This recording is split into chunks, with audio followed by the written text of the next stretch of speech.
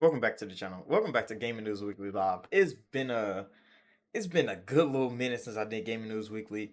Since I've been live in general, because I've been doing so much stuff. So much stuff that I haven't been able to be live. Do live streams, play the game. We gotta finish Dragon Age. I don't know why the fuck I haven't been able to be live. I just been so busy doing other stuff. But I got my Avion water with me. You know I'm ready to talk, and there's been so much in gaming going on that we gotta get into. So I ain't gonna hold you too long. I ain't gonna hold you too long. We gonna get right into this. We might as well start with the PlayStation side of things because they've been doing some weird shit over there. Okay, so this month started. PlayStation launched two remakes. They launched two remakes. One of them succeeded. Silent Hill 2's remake by Bloomberg team did well. I think it sold like 1 million in like 3 days. Their second party deal with Bloomberg went over well. Silent Hill is doing great. I don't know. The game still looks kind of iffy. Like when you see it in action, it does look kind of strange. But they did have to reconstruct the game, so they turned the game from what it used to be to Resident Evil 4. That's exactly what they did, and it worked. People liked the game. I think it scored pretty well. It didn't score badly. And then the other remake, the other one, Until Dawn. I don't. That motherfucker. That went out the window. They launched it. It went out the window. They supposed to be doing a TV show, I think, or a movie, a second game. They have so many things planned for Until Dawn, but that remake was definitely not it. And a lot of people said it. Nobody's playing it because it wasn't worthy of the remake that they gave it. And what they did make wasn't even well received. We don't know why the hell they remade Until Dawn. We don't know why they remade Until Dawn. Because it should have just been a basic remaster. They should have just remastered it, did a little bit. But no, they remade the game. They put some new things in there. They tried to add some new story bits. They broke a whole lot of pieces of Until Dawn. And a whole lot. Like Supermassive Games did a amazing job with that when it first came out. And PlayStation just went and fucking ruined it. I don't know why they did such a thing. But this is PlayStation we're talking about. So Until Dawn, I don't know if it actually did that well. I know nobody's playing it that I know. I didn't see how much it did in the on the media side of it because you know it's a PlayStation game. I know on Steam it didn't do fucking well. I know for a fact it didn't do well on Steam. But Until Dawn is one of those games that like that motherfucker went widely unnoticed. I don't think anybody actually cared about Until Dawn actually coming out. But Silent Hill 2 did do a great job. It did do an amazing job. It sold pretty well. I don't know if it's gonna sell well, like sell better than what it already did. Because I think everybody that got Silent Hill 2 is the ones that were waiting on it, that were looking for it. It doesn't have much hype around it after, because it's only been like what 2 weeks since Silent Hills came out. It did launch on PC as well, so I don't know how well it did on PlayStation alone. But I know PlayStation and PC combined, it probably did pretty good for itself. But other than that, PlayStation has been having a rough time. Well, their fans anyway has been having a rough time. I think PlayStation themselves have been doing pretty good. They announced a freaking tour for PlayStation Music Symphonies. I'm like, what the fuck, Sony? There's so many things y'all could be announcing for games, for the gamers that y'all have been promising games this whole time. Y'all announced them a symphony tour next year. Who the fuck is going to listen to a symphony for PlayStation games, nigga? You can listen to all that music on YouTube for free. Why the fuck is PlayStation putting on a symphony tour When they haven't announced no games to be coming out, I don't understand, bro. They've had a state of play with nothing to show twice. Twice. Two state of plays. Nothing to show for it. And you announce a symphony tour? Come listen to PlayStation hit music? We don't give a fuck about your music, PlayStation. We care about the games you produce. We don't even care about the bullshit ass console that you're trying to re-release. Oh my goodness. So many things has been going on. In PlayStation, you're gonna announce a fucking symphony tour. That shit's outrageous. I don't think I've ever seen a game company like, yeah, bro, we're gonna put a musical on tour. Bitch, what the fuck? Who wants that? What PlayStation fan? Because I haven't seen any that actually was championing this. What PlayStation fan is actually going out buying tickets to a symphony tour from PlayStation Interactive Entertainment? Well, from Sony Interactive Entertainment, from PlayStation Studios themselves.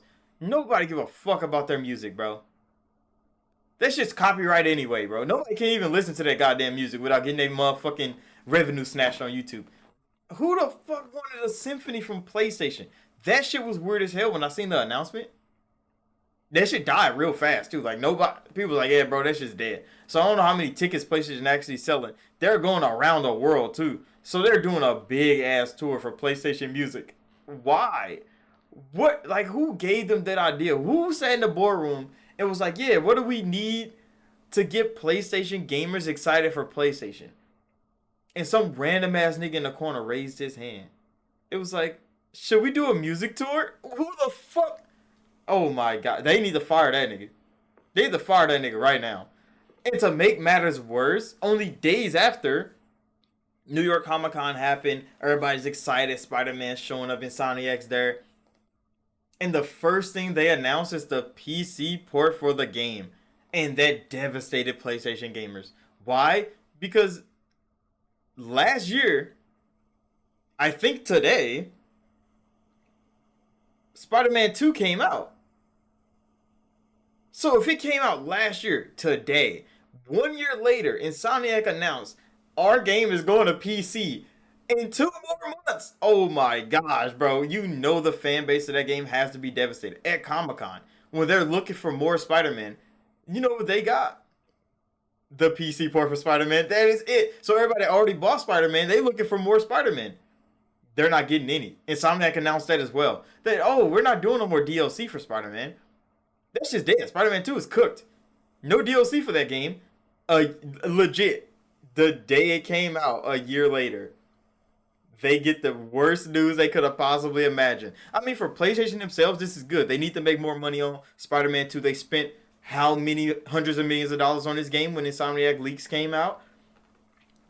So they gotta make that money. They haven't made much on this game already. So the PC port hopefully is done well. You know, Nixon is getting better at PC porting. It's not, they ain't been too tragic as of recently. I don't know, because God of War did not do well. God of War went unfucking noticed when it launched on PC. Nobody really fucked with it. And because Sony is pushing that PlayStation Plus bullshit on everybody, that, you know, they've kind of lost ground with their PC ports anyway. Because now all these single player games are requiring online access. Get the fuck out of here, Sony. But Spider-Man is next up. Spider-Man 2 already going to PC. Announced only a year after it launched. Sony, y'all said 2 to 3 years. They've been saying it for a while, except their second party deals. Which, like Helldivers and stuff like that, that launched on PC day and date. We all know those. But like Spider-Man from Insomniac, Spider-Man 2 to be, that was supposed to be a heavy hitter for PlayStation. And since it didn't hit heavy, the game did launch broken. It launched buggy. A lot of motherfuckers like this motherfucker should not be a Game of the Year candidate. So many things are wrong with Spider-Man 2. Now that motherfucker going right to PC. They just got to make a money-making move with the Spider-Man IP. And they're making it right now. But what happens to all the storylines in Spider-Man 2 that people wanted to finish? Because they left a lot of them bitches unfinished. They left a lot of cameos in the game that you find, like, okay, this character is going to be in the game, this character is going to be in the game. And now they're doing nothing with it. Are they saving it all for Spider-Man 3? Are they saving it for the Venom spin-off game? Which, That's going to be put into question because Spider-Man is going to launch on PC in January, which is good. PC gamers that want to play Spider-Man, they're going to get to play the next Spider-Man game. They got Spider-Man Remastered, Miles Morales. Now they get Spider-Man 2. This is good news for Sony, for fans that are on PC that don't own a PS5. But when it comes to like Insomniac and what content they have for Spider-Man, that's going to bring a lot into question when PC gamers get their hands on it and modders get their hands on it. Everything people don't like about Spider-Man is going to get modded out. Everything people want from Spider-Man, somebody's going to have a bright idea to mod it in. And that is going to be like the pivotal moment for Spider-Man, because they're going to make a Venom game. But what if somebody just used the Venom that they already put in Spider-Man 2 and then mod more Venom shit to do into the game? What is going to stop them from doing that, Insomniac? Nothing. Unless they get Nexus mods to be on that bullshit again, like they did with God of War, and then change it. Bro, I didn't even cover that, but Nexus mods were legit banning modders from making mods to change things in God of War. When mods were usually the place where you go when you don't like things. Bethesda's been letting people run rampant with changing shit in their games for years. Not too many companies allow modders to do exactly what they want in their games like Bethesda do. Other game companies have been, getting more flexible with modding in their games. But the fact that people are making mods to like change the last giant and all that, they were changing characters in the game. And Nexus Mods was like, oh, no, we ain't going to do that.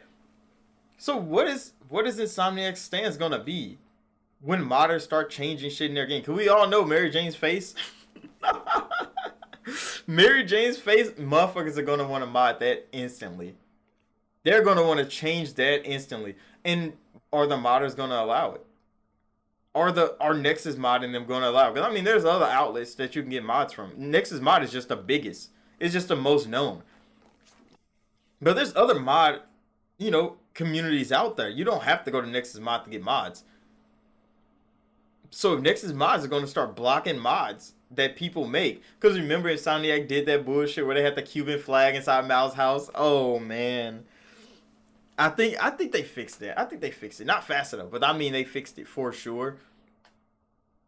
Can they take out all the other flags that they got flying around in fucking Marvel Spider-Man? Who knows? I know they're gonna add some mission skips. They're gonna add mission skips in there. They're gonna mob like, yeah, bro, you skip this mission. I don't want to fucking do it. Don't want no part in it.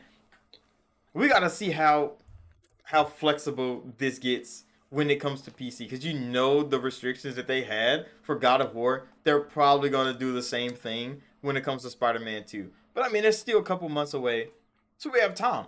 They have plenty of time. I know the modders are gearing up because they're going to make some big ass changes. But it's kind of wild that Spider-Man 2 didn't get any DLC. Because I think it definitely deserved at least one. We know Insomniac got leaked. That's fine. They're working on Wolverine. They're working hard as fuck on Wolverine. Hopefully that game's good. From what we've seen, it looks alright. I mean, it doesn't look amazing, but I mean, those was leaks from early development of the game. They could do a whole lot more in that time. The Venom spinoff leaks. We know they're probably going to be saving a whole lot of things for Venom. It was good, Hendrix. But the fact that they already announced it's going to PC. Nix is already going to be working on the game. It's going to PC in a couple months. That means Spider-Man 2 is already done. They're done with that game in general. They're going to something else. And I'm like, damn, Insomniac, you really just told your fans of Spider-Man 2, like, oh, a year later, yeah, we're done working on that. No more updates, no more, they're done. And I'm like, damn, Starfield just got their first DLC. And mod support, and I'm like, Starfield's getting supported. They got support over there. Diablo just got their DLC. So when Xbox is hitting off, all their games from last year are getting DLC, everything's going well. PlayStation's like, yeah, bro, this game's done. We're moving on to the next thing. And they still have nothing in the pipeline. You said, how have I been? I've been hella good. How have you been? I've just been busy, bro. This is the only reason I haven't been live streaming as much, because I've been busy. I've added more time in the gym, so I've been going to the gym twice a day. Not just in the morning. I go after I go to work. So I just been adding more things into the schedule. You said saving money. Shit, I need to start saving money again. Cause I've been recklessly spending, especially on like games. There's so many games that I need to play. So I've been kind of recklessly spending on all kind of things. And I still got more games to buy. There's still more things I got like in my mind that I need to pick up. Cause like Unicorn Overlord, I still need to buy that game. Still need to buy that game. Still need to play that game. Shin Megami Tensei 5. Still need to buy that game. But I've been buying so much other shit. So yeah, saving money is good. That's definitely the right thing to be doing. Cause I need to be saving money. I definitely need to be saving money. But I mean, that's why I make money. I make money to spend it and to invest it. I need to invest more. That's what I need to do. I don't need to save money. I do need to start investing more. And I've been like putting that to the wayside because I've been just buying random shit. Like in reality.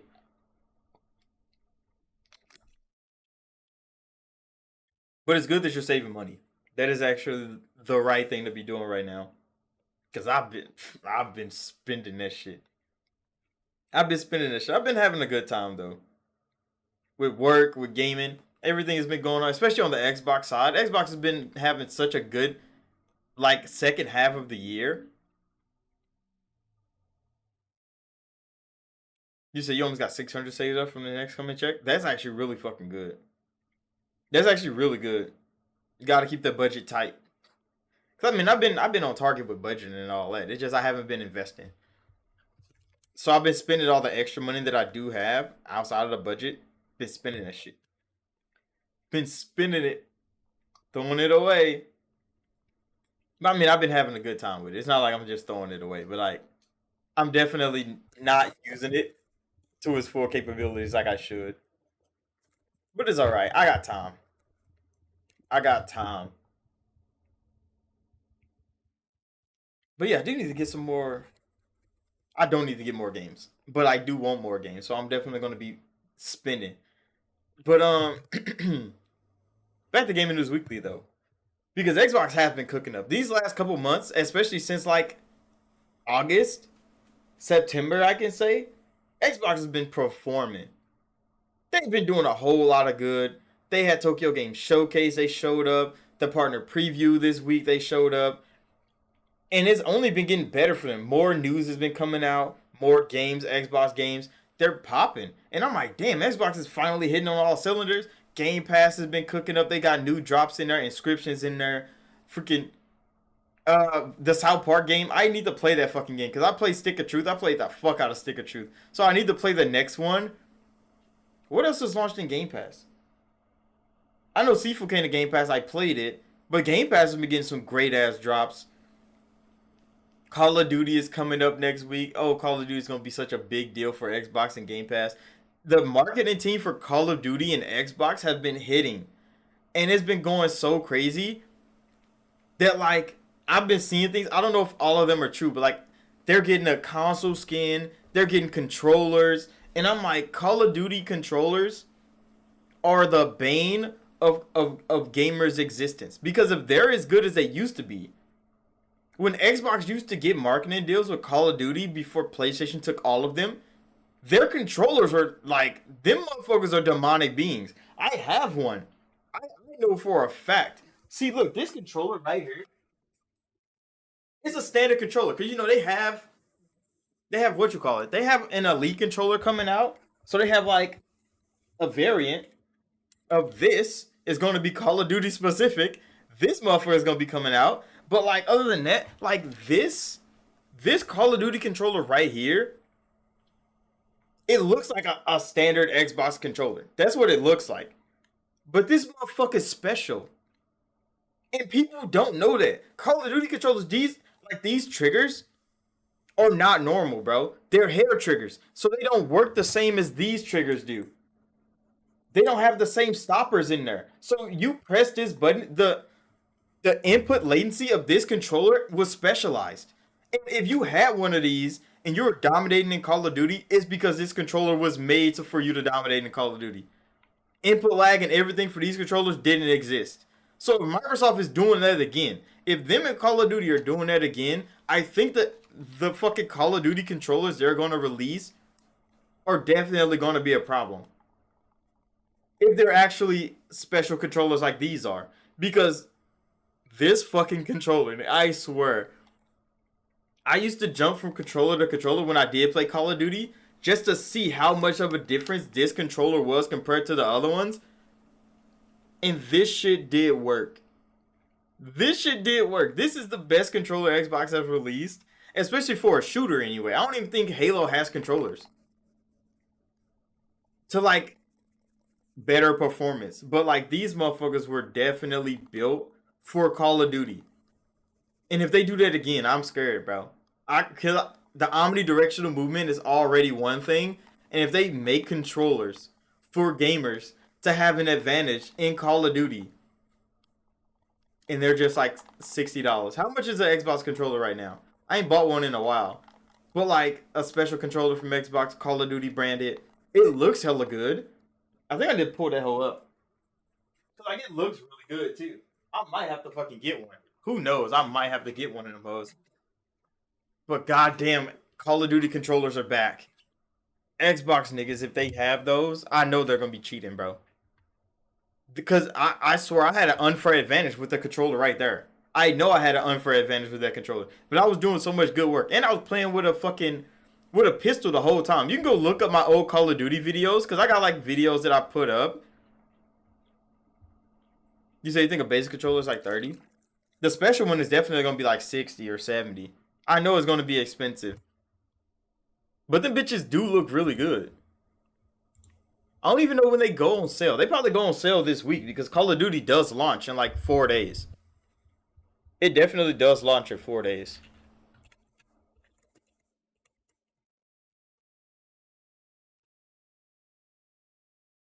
Uh, where those? Where the console at? Oh yeah, they're getting a new launcher. Microsoft was doing so much with Call of Duty. They couldn't wait to have that IP in their hands. They couldn't wait to get a hold of Call of Duty, and now they can do whatever the fuck they want with it.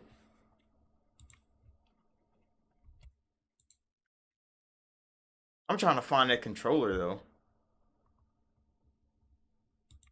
because I wonder if the triggers are gonna be different. Because the controller does look like that controller, kind of. It does look like that controller. Can I can I make this big? I don't know if I can make this big. Hold on. I'm gonna pull it up on stream though.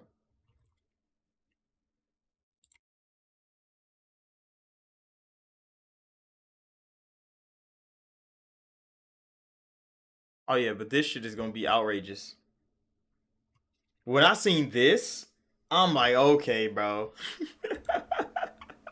Microsoft is really going in because if this controller has even the slightest trigger enhancements like that one did, niggas gonna be cooked. I already know the elite one. We already got like custom stoppers. These already come with custom stoppers. So like you can turn this into a hair trigger as fast as you want, as slow as you want. These already have those.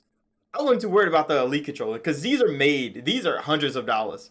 So I know these motherfuckers gonna be performing. But like the basic $70 ones having fucking hair triggers and having no input latency, or like as little input latency as you could possibly have, and I didn't even have it wired, bro. I had that motherfucker wireless, and I was doing so much good work. The input timing on that controller is definitely not normal. It's not a normal controller, so I know that custom one is gonna be a problem.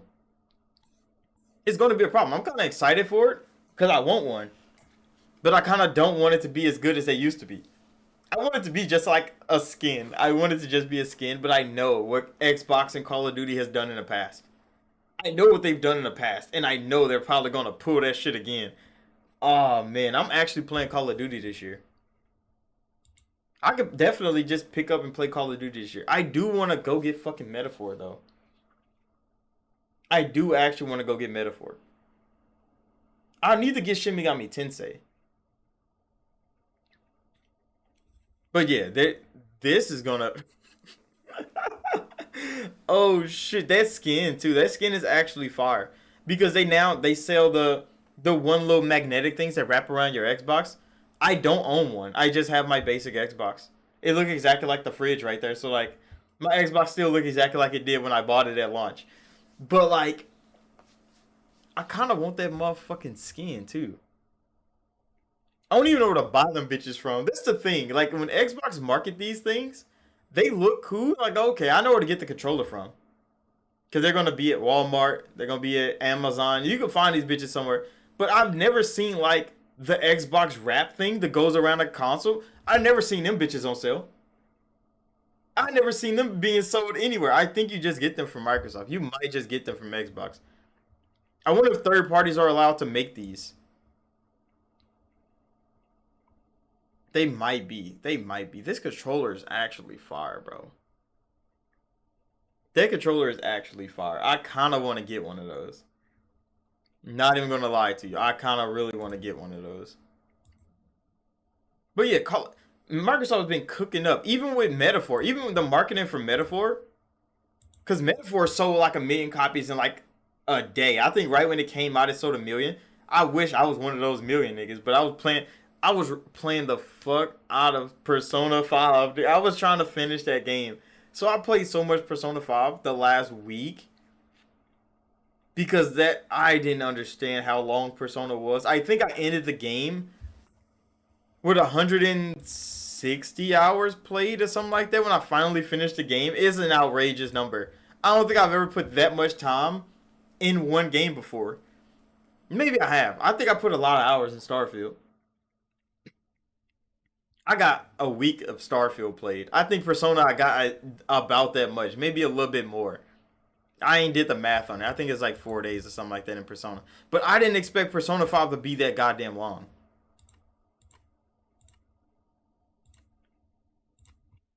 Yeah, so I put a week into Persona just like I put a week into Starfield. I'm still not done with Starfield ass though. And this because of DLC and New Game Plus.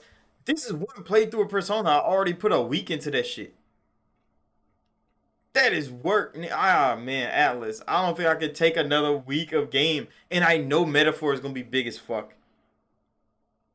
I know Metaphor is going to be big as fuck. I'm playing the... Nigga, I'm still playing the demo. That's how much fucking Atlas I've been playing this whole time. I'm still playing the demo for Metaphor. That, I ain't even complete the demo yet. I ain't even complete the fucking demo yet. And the game is already out. Nigga. Nigga, they got too much pressure. Atlas has at least 2 Game of the Year candidates, I think for sure. Because they dropped Unicorn Overlord earlier this year. That motherfucker popped off. Unicorn Overlord was really fucking good. And then, I don't know if Shin Megami Tensei counts because that was just like a port. I don't know if ports actually count. But they did drop like the new edition of the game. So it's kind of a new game. There's a whole new playthrough of Shin Megami Tensei 5 because they dropped Vengeance. So that might just be in the Game of the Year talks as well. And then Metaphor drops. I knew it was going to be a banger of a game, bro. I knew that game was going to fucking bang out. And it actually turned out to be a banger of a game. And I wasn't there at launch. I'm pissed that I wasn't. But I had so much shit to play that I have to wait. It's just one of those things. I just got to wait. I am going to get the game. I'm definitely getting it. But I don't know when. Because Dragon Age comes out in 2 weeks. Call of Duty comes out next week. And I still have so many things to play, bro. I still got so many things to play. That I'm like, these games are piling up on me, bro. And Game Pass is still dropping. This shit is getting crazy. I know Dragon Age has been going through all kind of shit. But I already bought the game. I'm playing the fuck out of it when it launches. I just hate that it launches in the morning, too. I'm getting tired of developers trying to be different.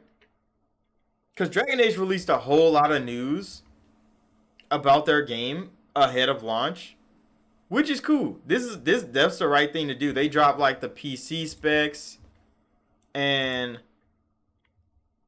they dropped a whole lot of news about accessibility. They dropped like difficulty stuff. But then they dropped the release times for the game. And that shit is like midday. This shit is like midday on fucking Halloween. And I'm like, why the fuck didn't you drop that shit at midnight? Why the fuck is it not a midnight release? Why is it mid fucking day? Halloween, bro. I'm getting tired of developers and they bullshit. Drop that shit at midnight again. We don't care, bro. It's an offline game. Let us in the fucking game, bro. They already didn't drop the 3-day early access thing. They didn't want to do that. They want everybody to play the game at the same time, which is fine. I can respect that. I still bought the fucking game. But I'm trying to play the game, bro. And you're going to tell me, like, oh, I got to wait. So when I wake up, or if I stay up, Halloween night, I mean, Halloween Eve, Halloween day, it starts. The game's not going to open until mid fucking day. I'm like, BioWare, buddy, you're not helping. But at least they took DRM out. So they've done a whole lot of good with this game coming in, especially for the PC side. I wish they did Xbox Play Anywhere so I could get the PC version of the game for free, at least through the Microsoft Store, but they didn't do that. It's sad that they didn't. Atlas does, so I'm definitely going to be buying their games. But Dragon Age is kind of, what are the requirements again on PC?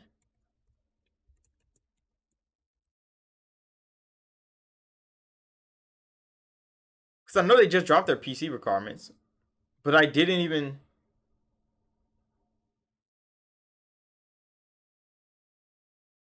Yeah, because they not doing de novo, so they don't have to fuck with their game's code to get it secured. Because you know they're gonna steal the game anyway. I don't know why the hell de novo be trying to push niggas to put DRM in their game when it's just gonna ruin the game's performance, and then they're still gonna crack de novo and take your game. It always ends up like this. So people are like, oh, we have de novo to protect our game. Protect it from who? Because the ones that want to take it are still taking your shit.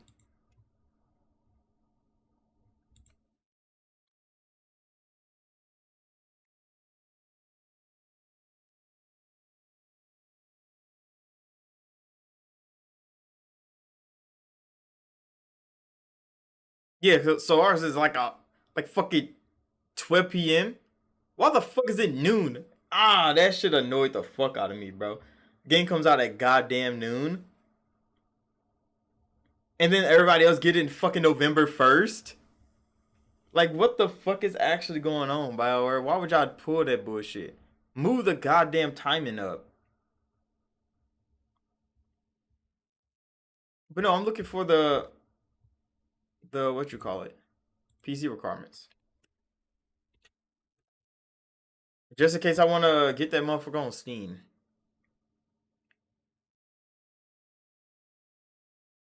What are the PC requirements looking like?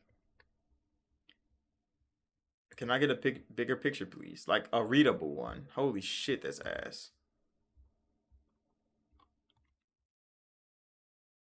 Who is this? Oh, it's somebody I never heard of. Can't even read that chart. Let's go to images real quick. I just want to see the goddamn PC requirement chart. Could just go on Steam. What the fuck am I doing? Just open Steam, bro. Everybody has a Steam app.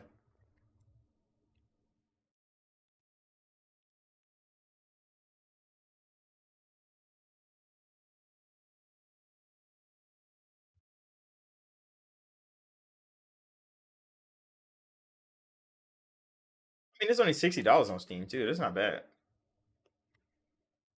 It shouldn't be higher, but like, you know how motherfuckers are. It has an LGBTQ plus tag. Oh, you're definitely gonna get a lot of people upset with that one, BioWare. Don't know why the fuck you pulled that shit. But PC requirements. Let's see what they have.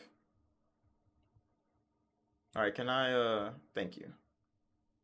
Armored Core. I'm not an Armored Core fan. You can get out of my way.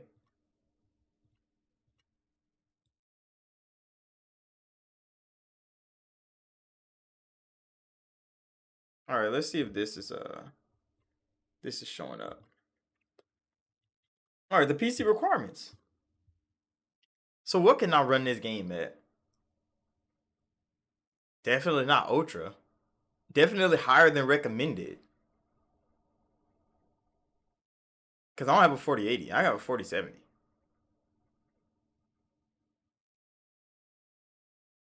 So I'm not hitting that motherfucker at ultra. Not at 60 anyway. So I could probably get that motherfucker at...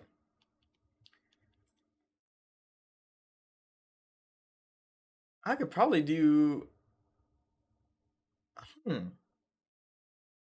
But I mean, I'm not a full ultra setting using ass nigga anyway.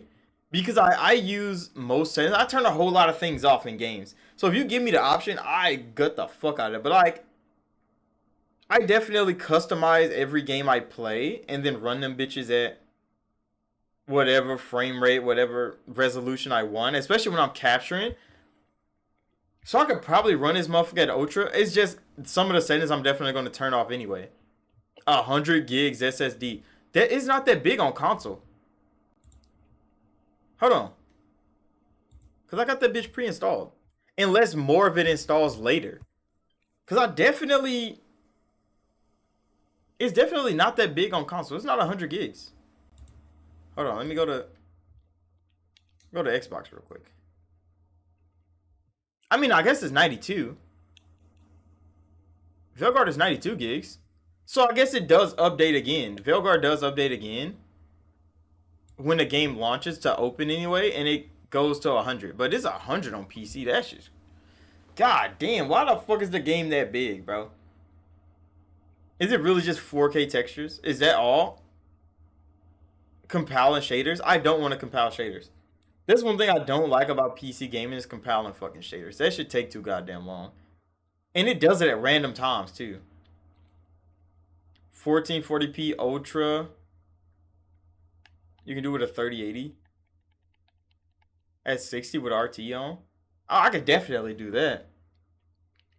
So this game doesn't take a whole lot to run it.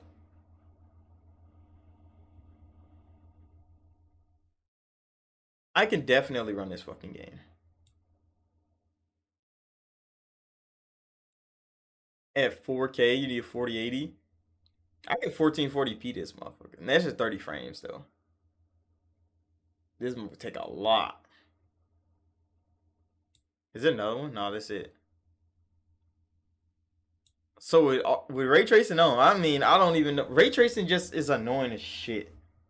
Cause some of the things would be too bright and it'd be reflecting light and I'd be annoyed. I'd be annoyed as fuck. Like you walk past and something just blind your ass. Cause my setup, what I have right now, it's a big ass TV right here. And I play the game on it. So like, I hate light with a passion. But I mean at ultra settings, with ray tracing on, all you need is a 3080 to get 1440p. I mean, there's 30 frames. But I mean, you can have it at high settings at 60. Ultra settings isn't that phenomenal. It doesn't change that much. Except when you look at like armor and weapons, sometimes like the detail on them actually gets better. Like you see more roar and terror, especially for games like Gears and stuff like that. So I'm not too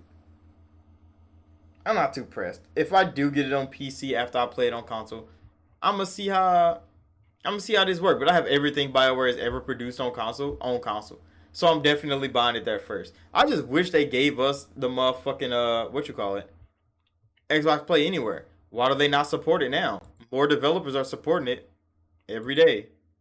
Atlas supports it heavy. I really enjoy how Atlas has been supportive of Xbox as Xbox has been supportive of Atlas. But yeah, Dragon Age is gonna shape up to be real good. And it's gonna have to battle fucking Metaphor for Game of the Year. It's gonna have to battle Wukong for Game of the Year.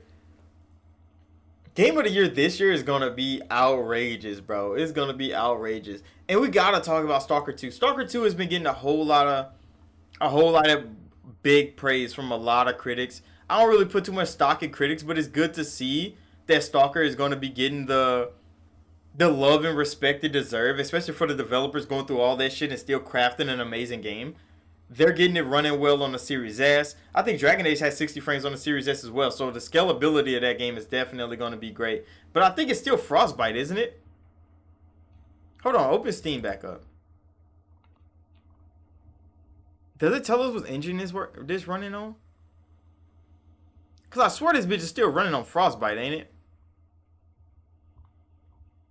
I'm going to have to look that up. Dragon Age Veilguard. Yeah, I just don't know what fucking engine you're on.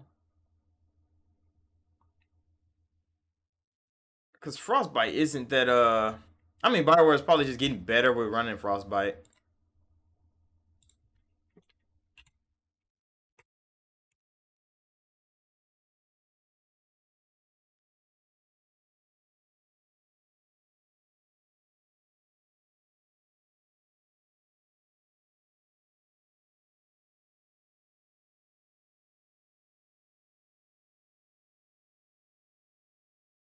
Yeah, but what engine is it using?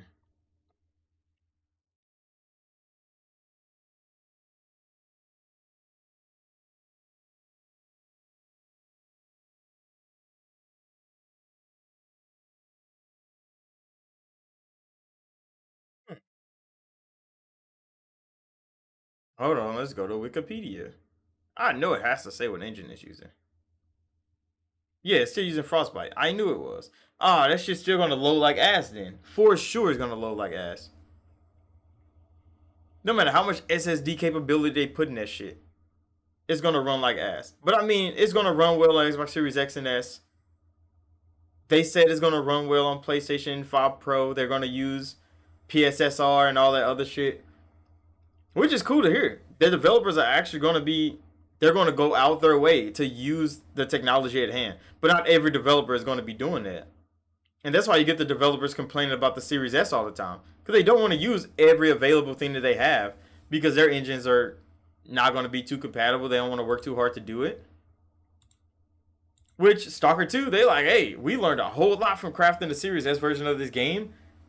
And they use all that knowledge to make the PC version of the game better. And I'm like, Stalker, y'all are doing great work over there. Can't wait to see the game in action. Can't wait to play it in November.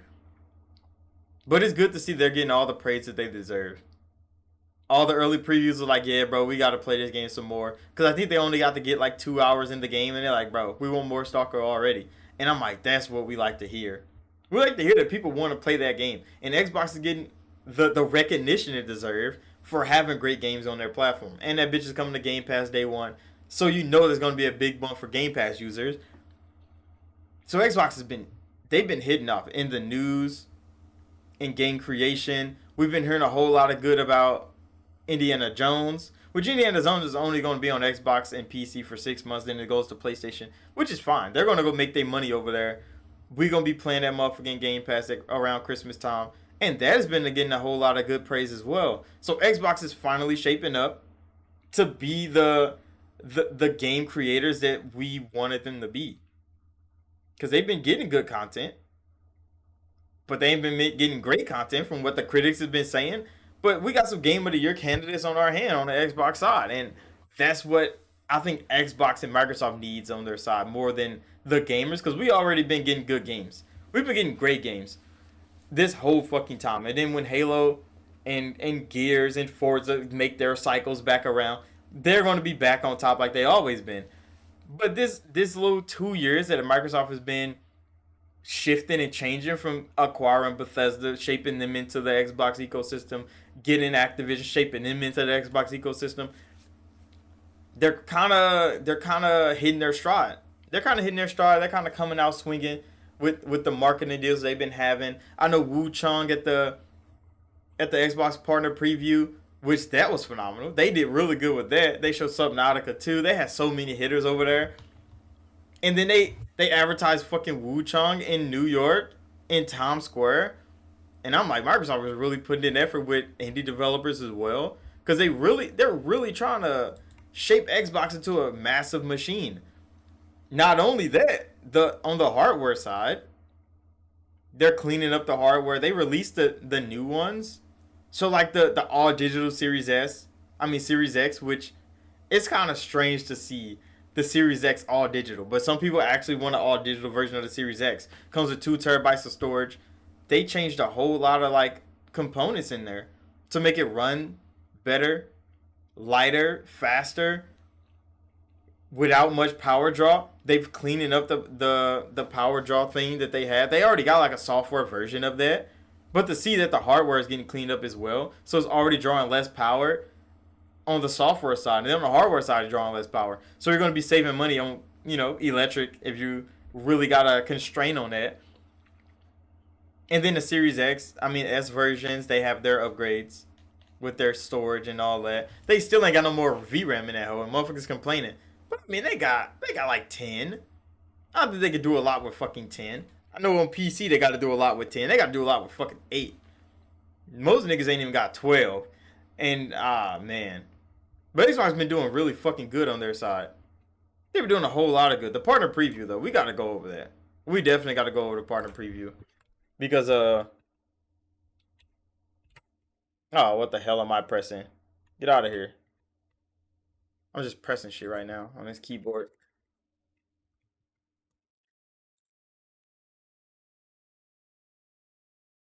Xbox.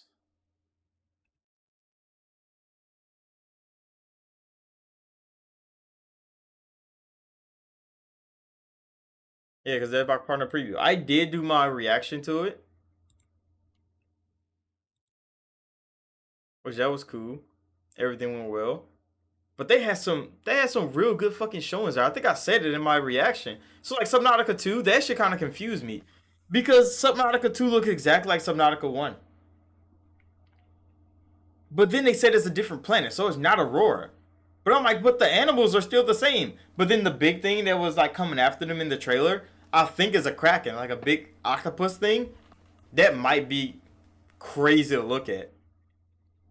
And it's gonna be multiplayer, which is gonna be fire. You know the gameplays of that is gonna be outrageous. I'm not playing it because I'm scared as fuck of Subnautica. But it did look hella good. It did look really fucking good.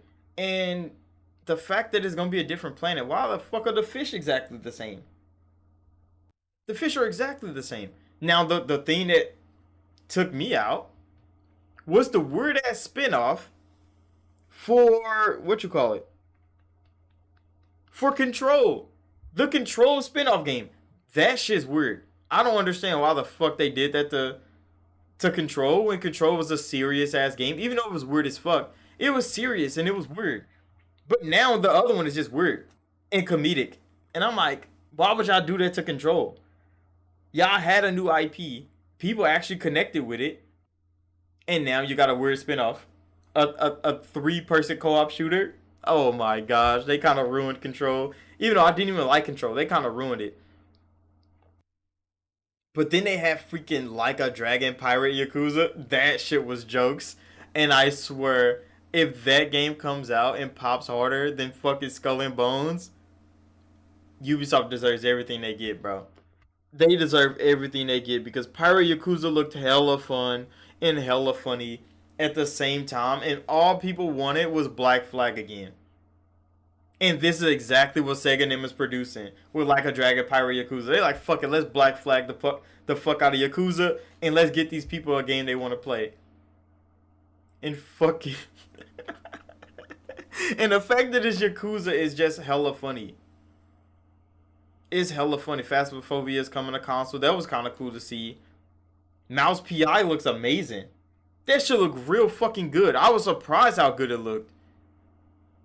Which I wasn't expecting that game to be shown from like the Cuphead people.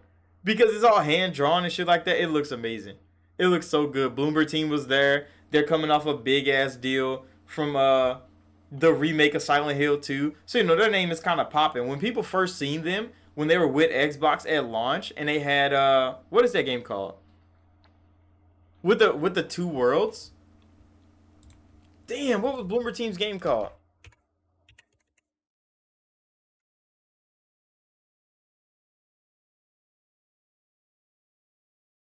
Because everybody was trying to talk down on their ass for the first game they had with Xbox. Bloomer Team owned by Tencent. Yeah, we know you're owned by Tencent. I'm looking for your game with Xbox. Because, I mean, Layers of Fear, they're always hitting with that. The Medium. When the Medium came out, motherfuckers like Bloomer Team can't make horror games. But then Bloomer Team partnered with PlayStation. And they got Silent Hill 2. And Silent Hill 2 popped. I mean, I think the medium kind of popped once it went on PlayStation, but when it was Xbox exclusive, you know they talked down on the game instantly. They talked down on the game instantly because it was an Xbox exclusive game. But once it went to PlayStation, I think it kind of found its footing. But then Silent Hill 2 popped. It was good, right? Silent Hill 2 popped off for them. I think it sold 1 million in 3 days or something like that. Like it's done really well for Bloomberg, for their name, for the fact that they could develop games. It's done really fucking well. And now Chronos, the New Dawn, they just showed that on Xbox's stage. It's gonna be a good. It looks like it's gonna be a good game. I don't know if it's gonna be good. I don't play horror games that much, but Bloomberg is definitely putting their name out there. Cause I mean, Layers of Fear was already a good thing from them. I don't know if Layers of Fear 2 actually did what they wanted it to. And then the medium, they redid Layers of Fear again because they need to make some money. Bloomberg team definitely was. You see, you playing Roblox? Why are you playing Roblox?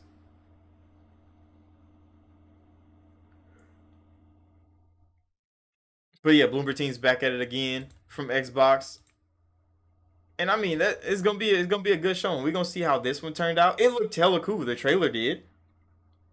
The trailer was actually fire. Alan Wake 2 DLC was here. You say you're trying to get a new fighting style. So it's a fighting game inside of Roblox. I keep forgetting Roblox is like a platform. And there's games inside of Roblox. Mostly because I don't have Roblox myself. Because every time I heard Roblox, I just thought it was like a Minecraft clone, and it turned out to not be a Minecraft clone at all. Yeah, what the hell was Blindfire actually? Because I remember we saw Blindfire at the preview, but it didn't. I didn't understand what the fuck was going on. Hold on, let's go to the trailer real quick.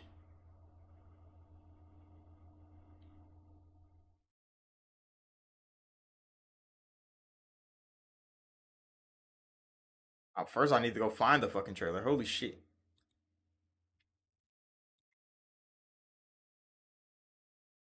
Where is Blindfires? Hold on, buddy. Don't try to scramble on me. It was good. We about to look at this goddamn trailer. Because I still don't know what the hell Blindfire is. And I seen it. Oh, this motherfucker's big. Why did I do that?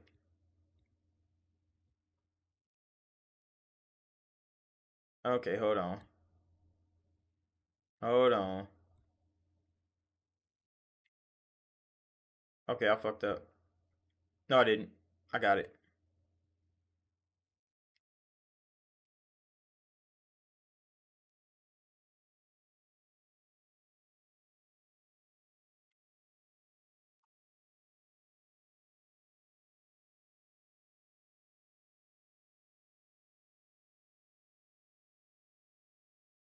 You said you had to watch a guy rip his heart out, then hit 50 passive black flashes, then hit a teleport black flash. What the fuck are you actually playing?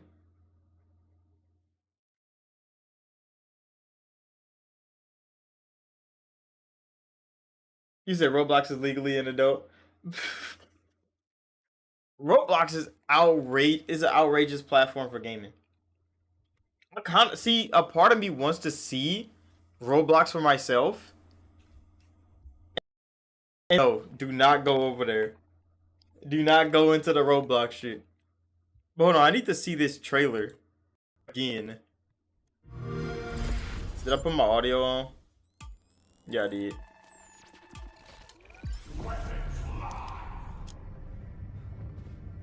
You said it took 3 hours to do that?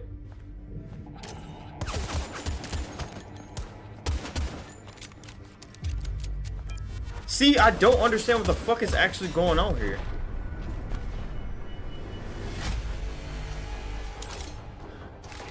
See, at first I thought it was just a glow-in-the-dark game.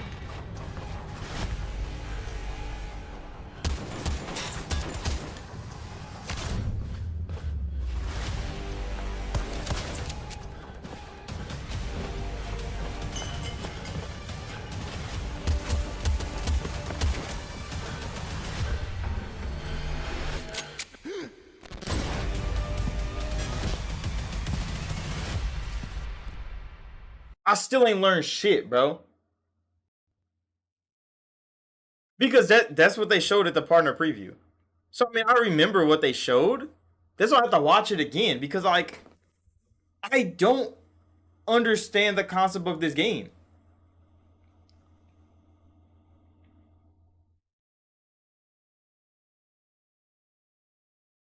You said a part of you don't think Roblox is for kids. Too many adults, but they likely started playing as kids. Yeah, that's what I'm thinking.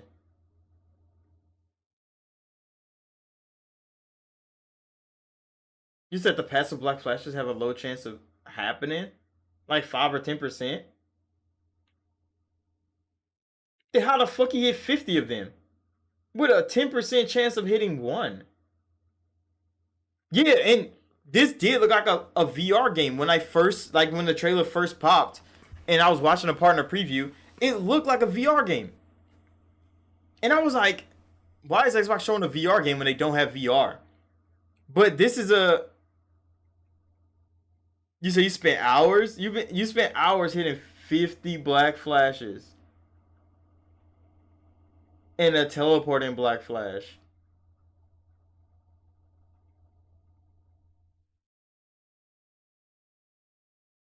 Yeah, that sounds like too much work to be in Roblox, bro. But yeah, why did this look like a VR game? Then you have to kill 10 Hina Sakunas.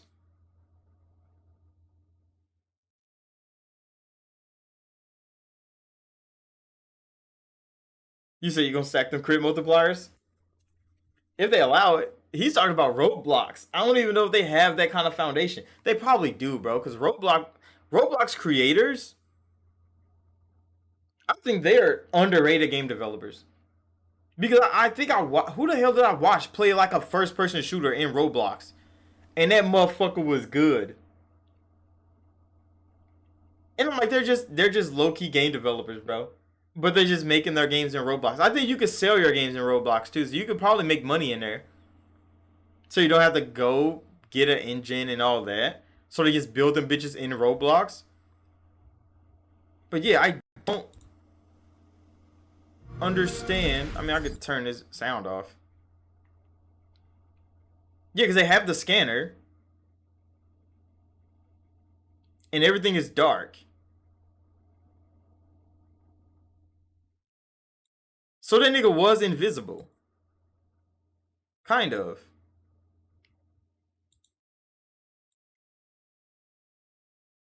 Because did he just appear? He did. So they are invisible, I think. Because that's why I was so confused on what the fuck was actually going on in this game. Because I understand, like, okay, it's dark. But then niggas start glowing in the dark. So, like, that nigga, he's just running in the dark. You can't see him. The scanner saw him. But then when they start glowing in the dark, I was like, okay, so niggas just wearing neon suits. Because there is light. But yeah, there's a nigga standing right there. You could have saw him the whole time. So he wasn't invisible no more.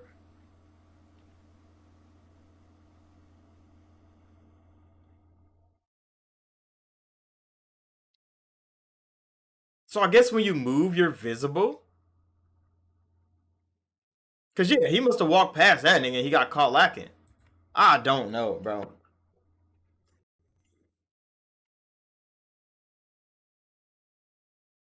You said you had to kill a hundred players for Nanami? Like to get his power? Or to get him as a character?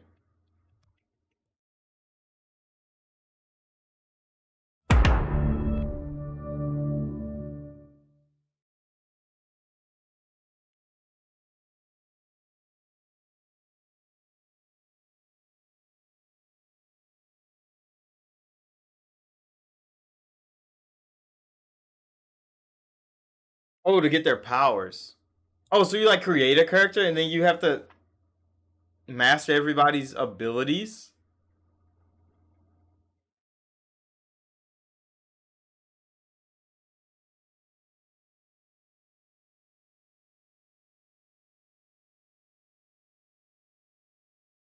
Oh, where the fuck did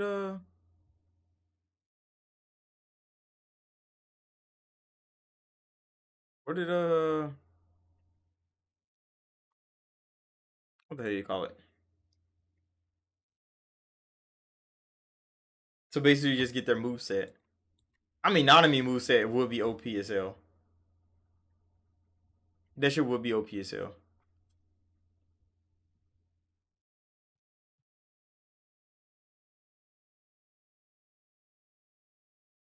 You have to beat a boss rush to get UGs. I mean, yeah, that's how you're hitting consecutive black flashes. That makes sense.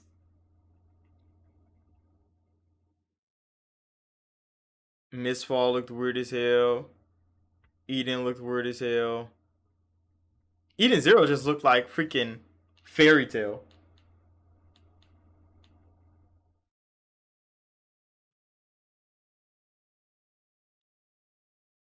So you need a Sakuna's finger?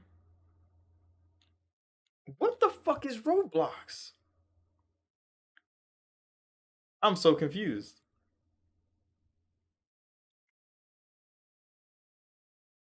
Hold on, we gotta watch the Chronos trailer. I think this was my favorite trailer in the whole partner preview. Cause at first I thought he was beating the old lady up. Which he probably was.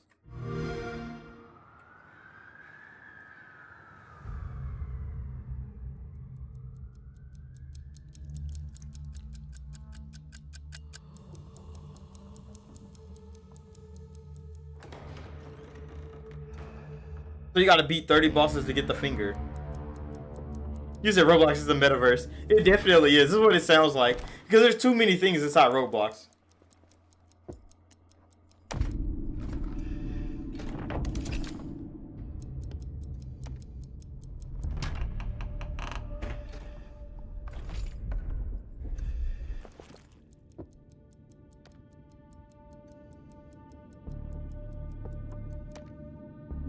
That old lady was whooping his ass in chest though. He was getting cooked up. See, I thought that was the old lady. I was like, how the fuck did they get there? Because why is the old lady a fucking demonic being now? And he's just getting bloodier as the trailer goes on.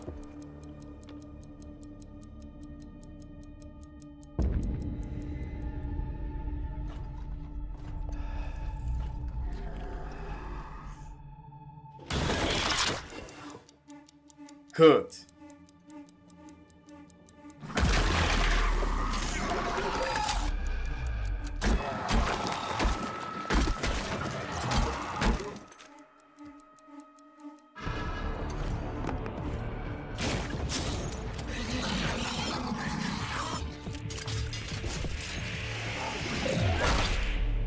You said what was the name of the sci-fi game that was also a TV show?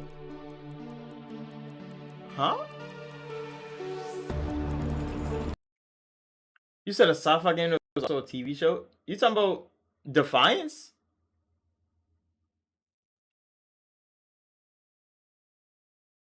Defiance was a TV show and a sci-fi game. Like the one set in St. Louis? I used to watch that TV show. That shit was actually kind of fire.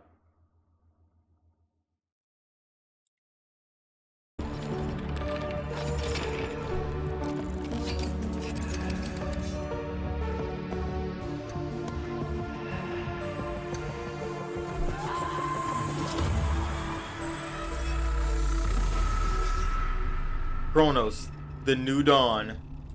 Everything's the new fucking dawn nowadays. But this shit was kind of clean. Like this visual right here, this better be the box art.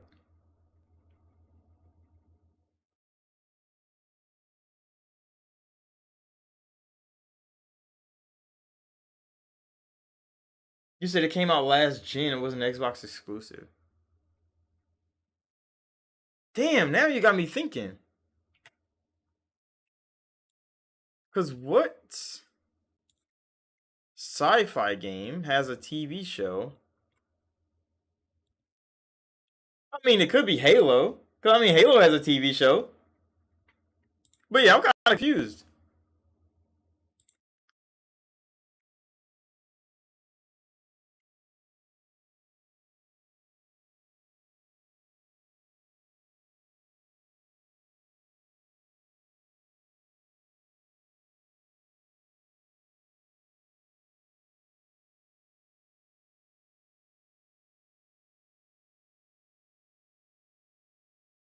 Hmm.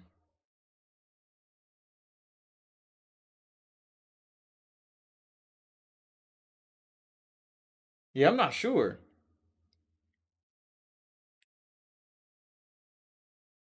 You said it was some hyper realistic thing.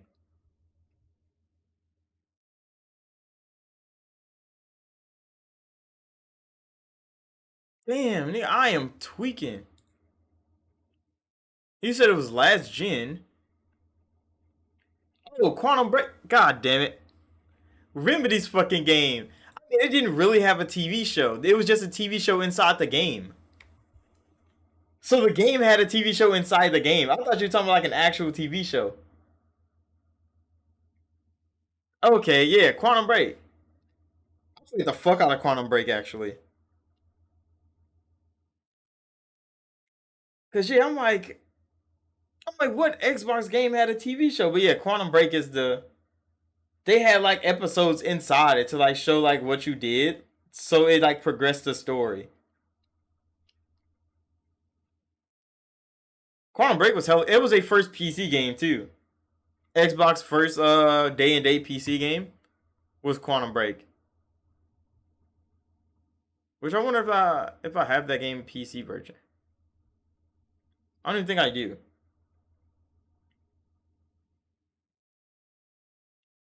You said Chronos reminded you of that? Of Quantum Break? I mean how the character models look, yeah, I think it did.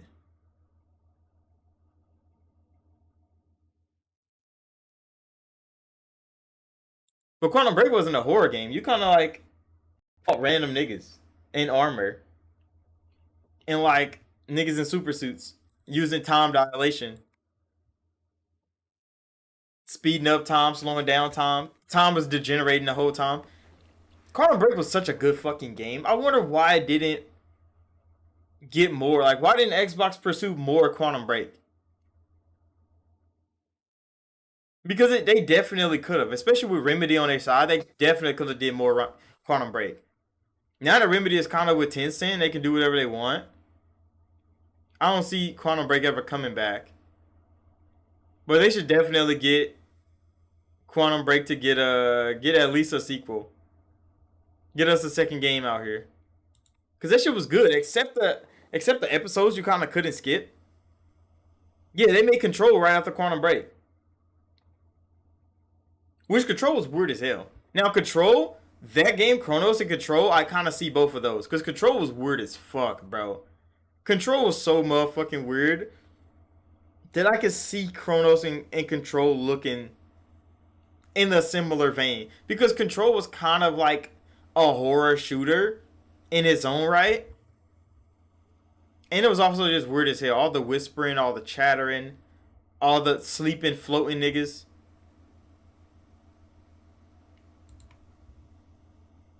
Quantum Break was such a good game.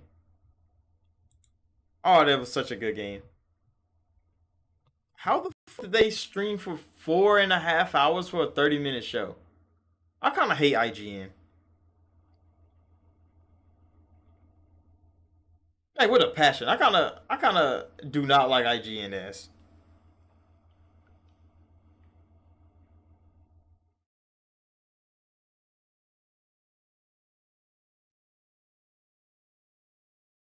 Yeah, where the hell did we leave off on Gaming News Weekly? I forget where we derailed. Cause we were talking about all the showings. We talked about the controllers. We were talking about the partner preview program. That's where we're at. The Subnautica trailer was actually. Oh no, let me go to Subnautica trailer. It's gonna be the last trailer we watch, probably. Oh no, we can watch the Exodus trailer. Cause I made a video on the Exodus trailer. Cause they were talking so much shit.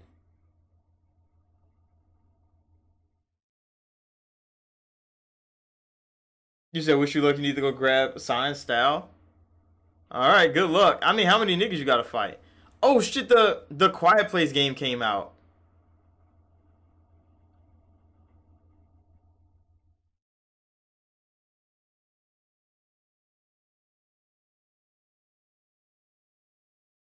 First, let's go look at this guy trailer.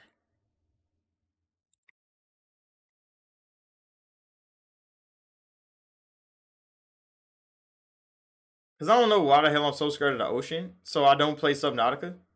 But Subnautica is one of those games that like deserve to be in the best position possible, and I think it definitely deserved the second game, well at least a third game, because it got a second one, kind of. But this shit was already dreadful. But yeah, this looks exactly like Aurora. Why does it look exactly like Aurora if it's a whole different planet? That's what I didn't understand. Because this little guppy fish, I forget what it's called, with the big eye on the side, that's an iconic fish. Subnautica, we noticed that fish.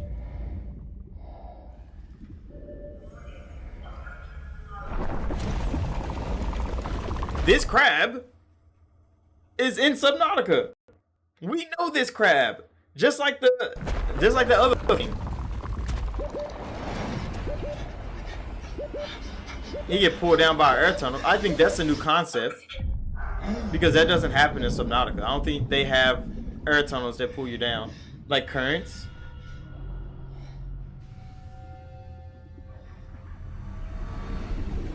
Pull up with Big Bertha. Co-op. That shit's kind of clean. Those little fish, you cook those to eat them. I think you just need that fish and like some salt. You cook them bitches. That's a Subnautica fish. But like an Aurora fish.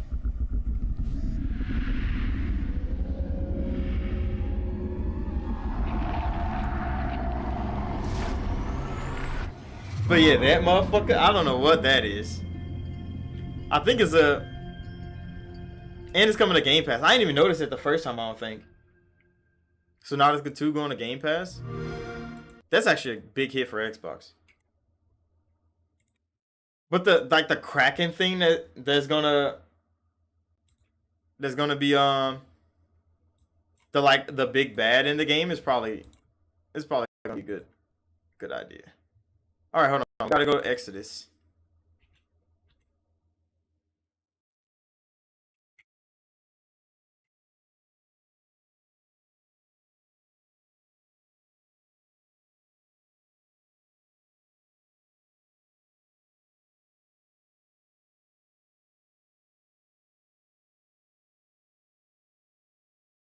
Damn, Exodus only got 13,000. They just dropped a new trailer. Matthew McConaughey was fucking whispering and shit.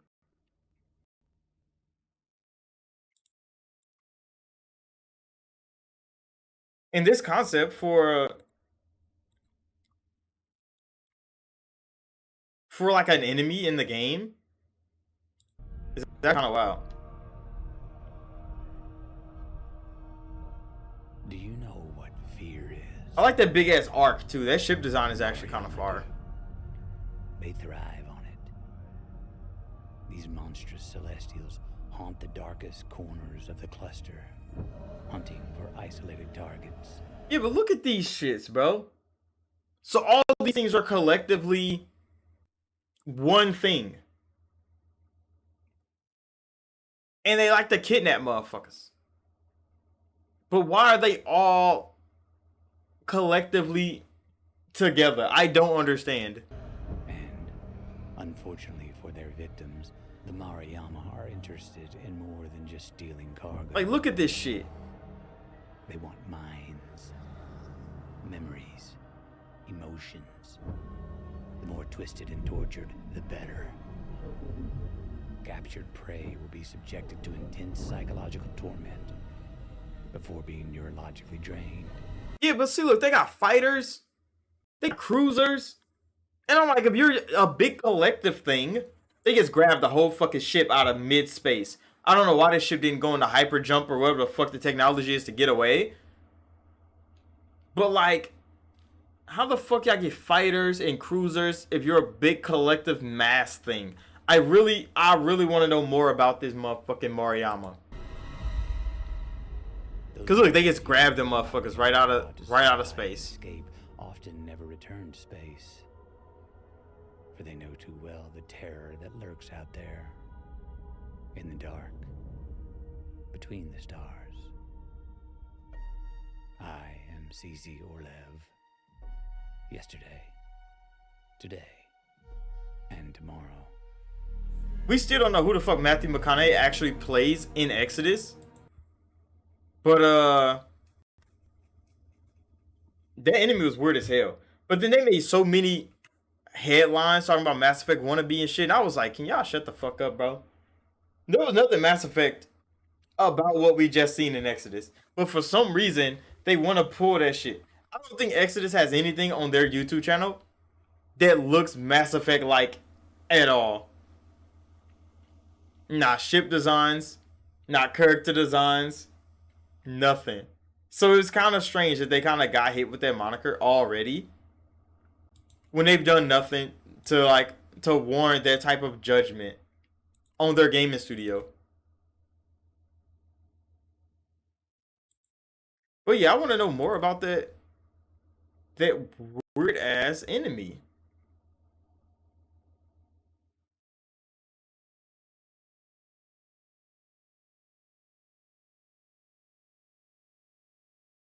But yeah, I think that was it for like the partner preview.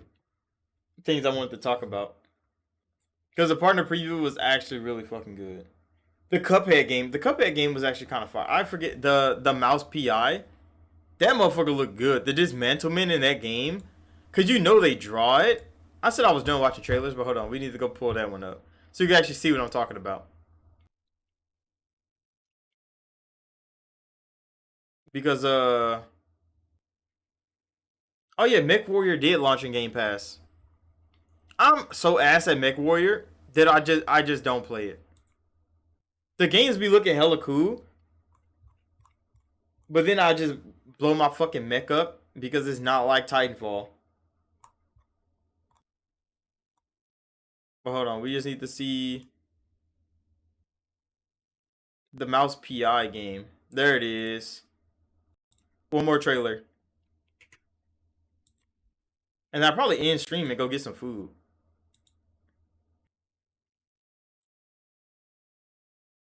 I do need to do a Dragon Age stream to finish that. But this mouse PI game looked hella good.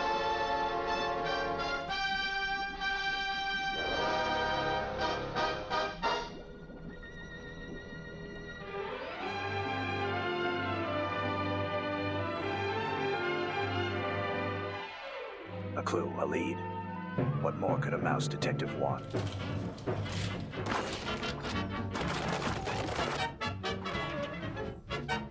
You said it looked like most PS5 exclusives aren't doing well? Yeah, because they're not the games people want. Silent Hill is doing pretty good. It sold 1 million in 3 days, but like other than that, nothing PS5 like exclusive is actually doing great. Like people might count Wukong, but Wukong was just delayed on Xbox. So it wasn't really a PS5 exclusive, it was delayed on Xbox. But yeah, PS5 exclusive games, Eureka, this is a real mouse. they're struggling. But look at the dismantlement on it. Go back. Because he shotgunned that nigga in the chest. And his heart was animated. Eureka, this is a real mouse changer. Look at that shit. Hold on. Goddamn. I'm trying to go for frame. Look at that. Look at his heart. It's fucking smoking a cigar, bro. He just blew this nigga's whole chest cavity open with a shotgun. I seen that when the trailer first went on. I watched partner preview. I'm like, okay, this motherfucker's fire. Look at his intestine. That shit was clean as fuck, bro.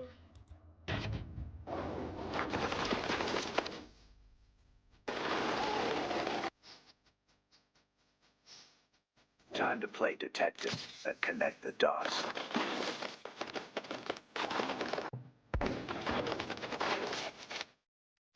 Looks like we just hit the jackpot.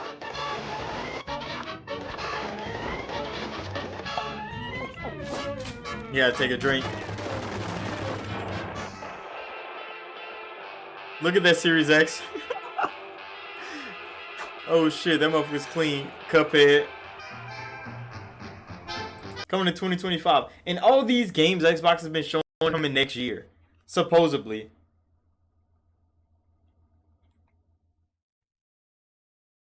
Yeah, cause the art is so clean, bro.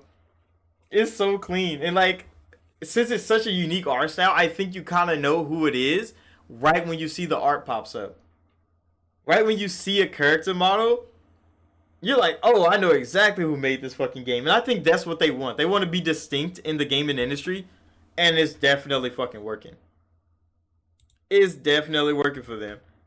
It's like when Sony had their state of play, and they had that one game that's coming from the people that made Lost in Random. Because Lost in Random's art is distinct as hell. So when I seen that, it was like the little candle people. And I was like, this is from Lost in Random people. Because it looked exactly like that. And it is actually coming from them. And they get like a VR version of the game. I think it comes to Xbox, maybe. It might be exclusive to PlayStation timed. I'm not sure, but when that game does come to Xbox, I'm definitely getting it. Because Lost in Random was a straight hit. You say, yeah, and it's a different genre. I mean, it's a first person shooter, so I guess it's not completely a different genre. But it's a unique concept. I like how they draw things. Like even Buddy's heart and intestines was animated. The heart was smoking a cigar when they opened up his fucking chest cavity. His heart is just right there smoking. Like, damn, bro, you weren't supposed to see this. Yeah, you're cooked. You might as well go ahead and stop beating. But yeah, the partner preview went over hella good. It went over hella good. Now we're just waiting on Call of Duty to come out, which is next week. This week, if you wanna say that Monday is the beginning of the week, it comes out on like what? Thursday, Friday? When does Call of Duty comes out? Call of Duty comes out on Friday. Oh, that's gonna be demonic. All weekend, niggas gonna be playing Call of Duty. I do need to get in there. I should pre-download it. I know that motherfucker's big as hell. Maybe I'll think about it. On Thursday, I'll think about either downloading Call of Duty or just picking up Metaphor. I need to finish that demo first, actually. First, I need to finish the fucking demo. Then I need to go get the actual game. But yeah, in other news, the 007 game from IO Interactive, they finally brought it up in the news. The lead developer at IO Interactive, he started talking about the 007 game that they making. It's gonna be an origin story game. So you're gonna be James Bond at the start of his career, cause you know every time James Bond is already like peak. You said Supergiant Games has a strong visual style. Wait, which one's a Supergiant?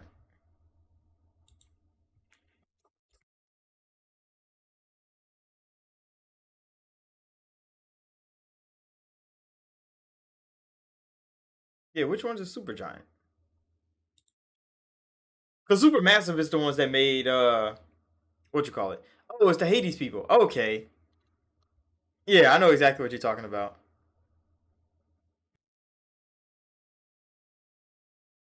Cause yeah, Hades and them look really good. But yeah, like IO is making a young Bond game. They're making a young Bond game, and I'm like, damn, like an origin story James Bond. Cause yeah, how does he become 007? I don't think we've ever seen that in a movie, maybe in a TV show. I think Bond had a TV show, didn't he? Maybe I'm thinking of something else. But yeah, he's gonna be a young James Bond. He's gonna be like starting his career, and IO is building it. And I'm like, I might have to fuck with that game when it comes out. See, Hitman was one of those games I played a little bit of. It wasn't my style of game though. I think Hitman was just too slow paced. Cause when I did play like stealth games, infiltration games back then, it was like Dishonored, it was like Splinter Cell, games like that. And I know the game was widely detailed. It was amazing, like an amazing sandbox little world. You can drop in with 47, do almost whatever the fuck you want. And I kind of didn't like that game. Not like they were bad games. They were amazing games. I just couldn't find myself playing that game for more than like an hour. And I'm like, yeah, bro, I don't want to be slowly puzzle piecing this like hit together.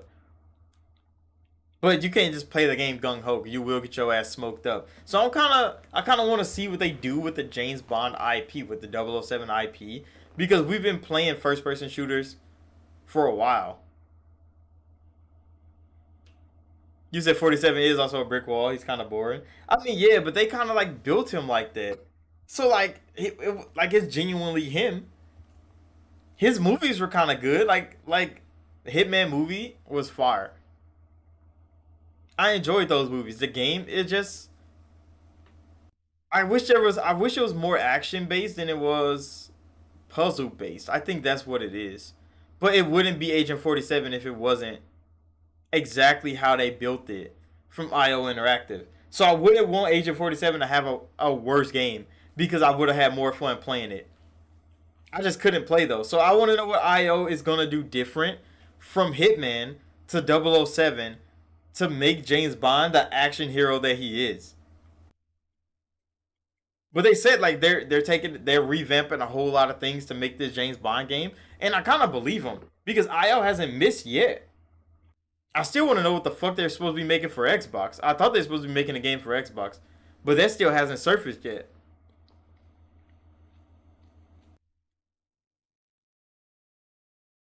You said he is just hard to carry a game. Yeah, because he don't have much personality. But like he like his blend in little cameo things. Like he blends in as somebody's bodyguard. He blends in as like a bartender. Like those things are kind of cool because 47 does look like a generic, just a generic male.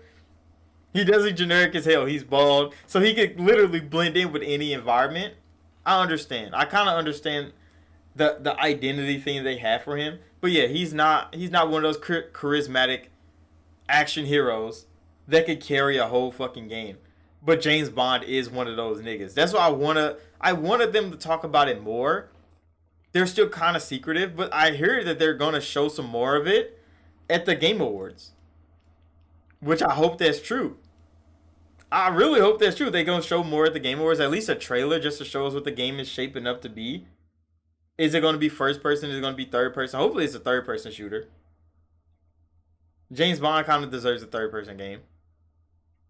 But if it's first person, kind of like GoldenEye and things like that, I wouldn't mind. But it's an origin story, so it's gonna be unique.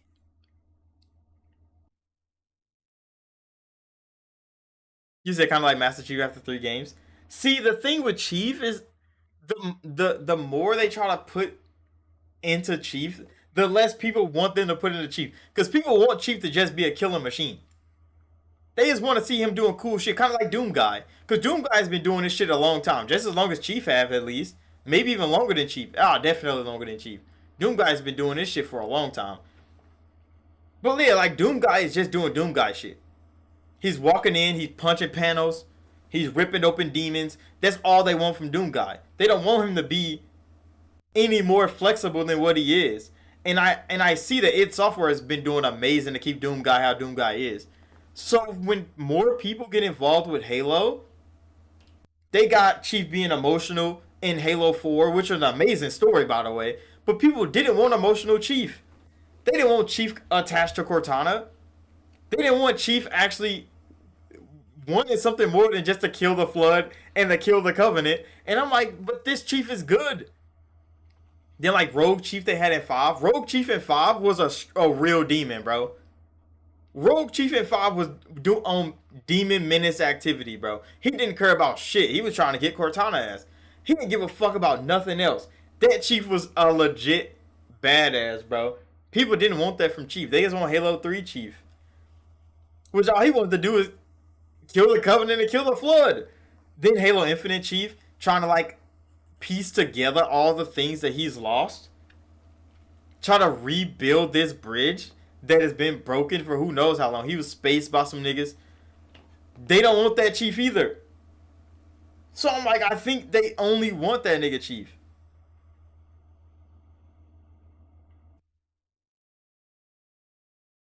Chief isn't expressive in his actions. What? Have you seen? Oh man, hold on, bro. Hold on. We need to go pull up Chief beating the shit out of Spartan Locke. You see, he's not expressive. Oh, this nigga Chief, he has expression. Probably not in his voice acting. I can say that because he's kind of stoic. He's supposed to be one of those like stoic niggas. But like Chief definitely has expression in his movement. It's just Doom Guy's movement. He's over exaggerated as hell. Everything he does has to be extreme. So when he grabs something, like he can grab Grogu and he'll just pop this nigga's head off just for grabbing that nigga. That's some Doom Guy shit. Chief isn't like that. Chief isn't like that. I don't think he's that extreme. He's just enhanced.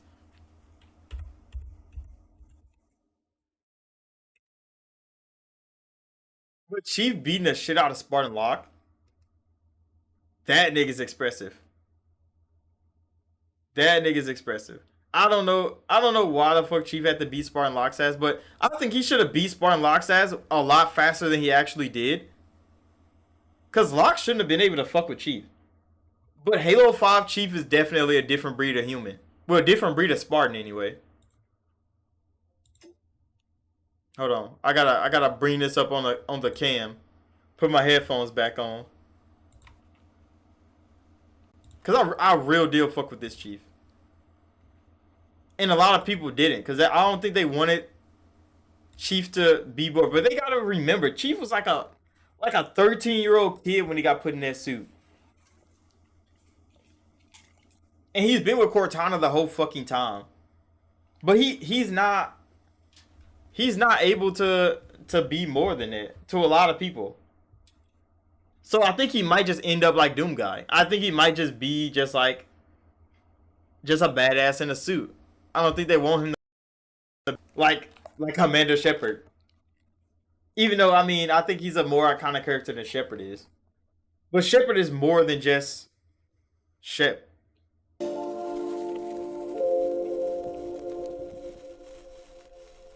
don't know what channel this is.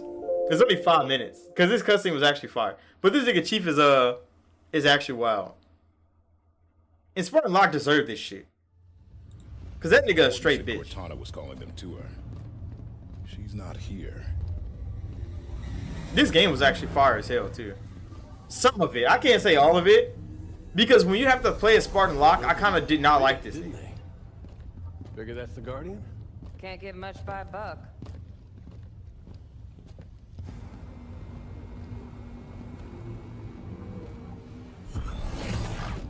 All the designs and shit were good. The character models were fire. Usually they should have just made a new character. I don't know. See, they did that with Noble. With Noble 6 and Halo Reach, they did that once and it worked out. But I don't know how much they could get out of a new face of Halo.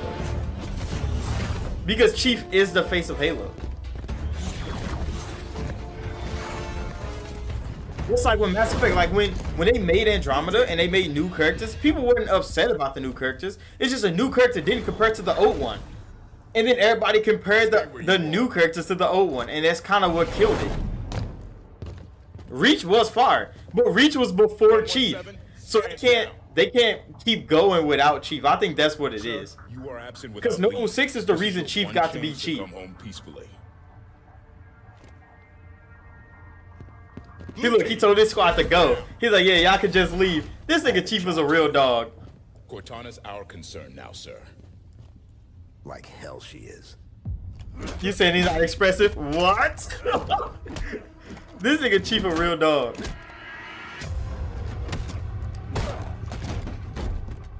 Nah, that nigga Chief was disrespectful, bro. Spartan Locke shouldn't have been able to fuck with Chief, but like, I don't think Chief wanted to hurt that nigga.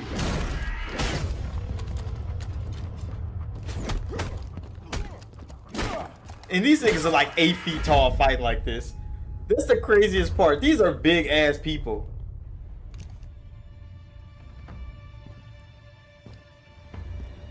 You said they had iffy characters? No, I don't think they did. It's just Andromeda wasn't as serious as Mass Effect, the trilogy. And I think that's why people didn't like it.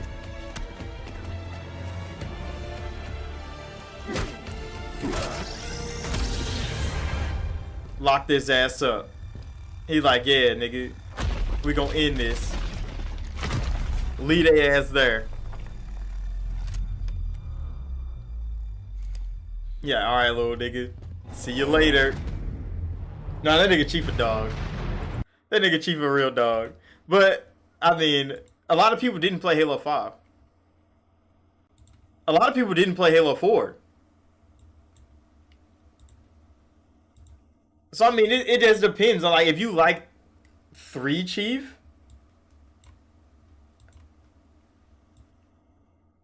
then that's kind of the Chief you enjoy. But then, like, Noble 6 was fire. Their whole story, everybody just, like, sacrificed themselves, kind of. And then they got their little thing that created Cortana. They put that shit in Chief. Chief was that dog ever since.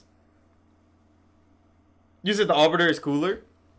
I mean, if you think the alien nigga is cooler, I mean, he had a cooler voice actor, too. You gotta remember.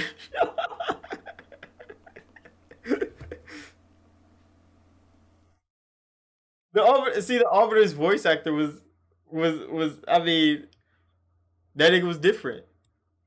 But Chief was supposed to be like this like, just shell. Because they kind of crafted him to be like that. But no, Andromeda was a really good game. It just wasn't, like, when you first start, the game is kind of serious. Because, you know, your dad is, like, leading the charge. He's a serious-ass N7 nigga. And then he dies. And then his kids are kind of, like, thrown into some shit. And you just kind of childishly walk around. Because even the companions in the game, are like, bro, you're a childish ass nigga. And as you get through the game, I think Ryder becomes more of a serious character as it goes on, because shit actually starts to happen. But when your dad dies and you get integrated with this fucking AI in your brain, like, this nigga's just coping. That nigga Ryder is coping hard. And then, like, your sister's comatose. Like, there's so many things going on in that game that nigga Ryder could have just, you know, instantly became a real one, but he couldn't. He was just cracking jokes like, oh yeah, everything would just be fine. Like, no, nigga, like, you have an important job to do. I don't think he understood his position until things start to really go haywire. When the cats start, you know, actually fucking shit up, and you start actually becoming a Pathfinder. Because that's why damn, what's her name? Oh, girl. Cora. That's why Cora fucking hate that nigga Ryder in the beginning. Because he is a childish ass nigga. He wasn't even supposed to be on a mission. But then, like, as the game goes on, he kind of, like, you know, grows into the job. But I guess people didn't give that nigga that much time. Because a lot of people made it to, like, the Ark. Not the Ark, but to, like, the Citadel, like, structure. I forget what the fuck it's called. The Nexus. They get to the Nexus. They meet all those people, and they're like, yeah, bro, this game is fucking done. They throw that motherfucker away. Because, like, the first world kind of takes a while. Every other world is kind of faster. But the first world, after you do Nexus, that shit drags on. And I think that's EA's fault. Because they just wanted another big-ass open world game after Inquisition did so well. So they made it Mass Effect game open world again. When they went the streamlined route. You said Cora was also player hating? I mean, it was rightfully so. She was supposed to be Pathfinder if your dad died. And that nigga gave authority to you, this fucking child. Yeah. But then Cora actually showed that she did not have the leadership skills to be Pathfinder. She kind of comes to terms with that as you get through the game. Like, she doesn't have what it takes. Because she cracks under pressure. And that nigga writer just makes jokes under pressure. He's kind of coping with the reality that he live in. But yeah, that nigga writer, he shapes up. People just didn't get that nigga a chance. That's why you see a lot of YouTube videos, like as of like last year and this year, of more people playing Andromeda. It's like, oh, this game actually wasn't as trash as they said it was. Yeah, because at the beginning, people shit in that game. You said the Krogan nigga always the coolest. Oh, you talking about Drax, his old ass? Oh, that nigga was good, bro. His intro was fire. When they showed his old ass come out of nowhere, then like his little, like his granddaughter is like the leader of the Krogan. That nigga Drax was cool as hell. Even the new, what the fuck is the new alien called? I forget his name. Even he was kind of cold. The electromagnetic people. I forget what they're called. They were created by the Shaper. I don't know who the fuck created them. I forget. The story is kind of forgettable because it was only half fucking finished. Like, Andromeda was supposed to be like 3 games, I think. And it only got 1. And then that 1 got shelved. And then they made the rest of the game, like the rest of the arc chasing, they made that shit a comic book. Oh my gosh, bro. The game was supposed to get so much bigger. The universe, anyway. The Andromeda universe was supposed to be massive.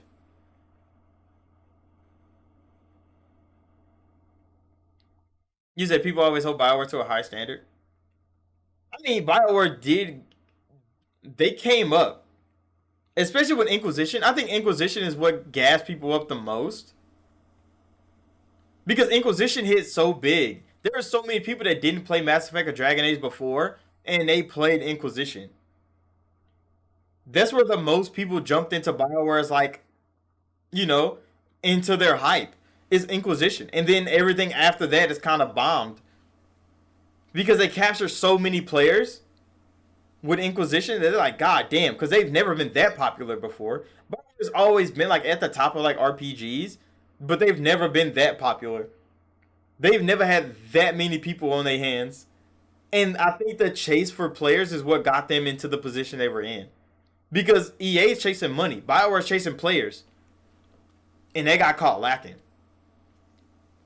You say it's different people now. I mean, yeah, it's been different people ever since Mass Effect 3. Like, the same people has been there since Mass Effect. I mean, probably since Inquisition. Most of the same people are still there since Inquisition. But Mass Effect 3 is when a whole lot of people left.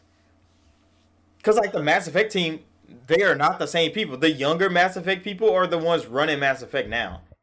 The younger ones from Mass Effect 3 are the ones running Mass Effect now. But, like, Casey Hudson and them, they all left at Mass Effect 3. Mark Dar and them, they was all almost out the door at Inquisition. They was already ready to retire. They was like 50 and 60 years old. Them niggas was old as fuck. So they retired from the thing. They taught a whole lot of people to make the games. Like, these niggas gonna be 70 years old. You think they still about to be making Dragon Age? They did come back. Casey Hudson did come back to work on Andromeda. And then he retired again. Just like Mike Laidlaw came back to work on Veilguard.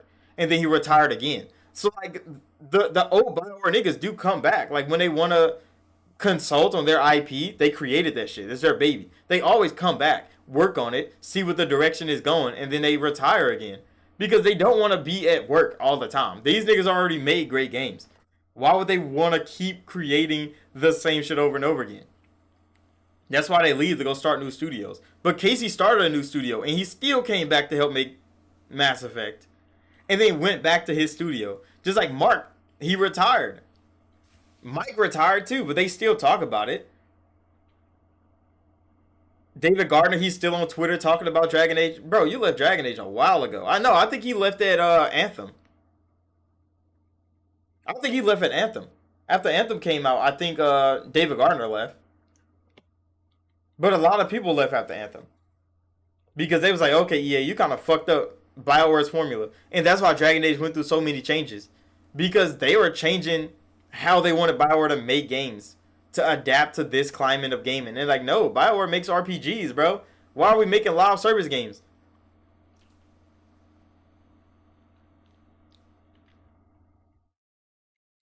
You said they knew that. Nah, I don't think this is gonna work. Cause you see what happened with Bethesda.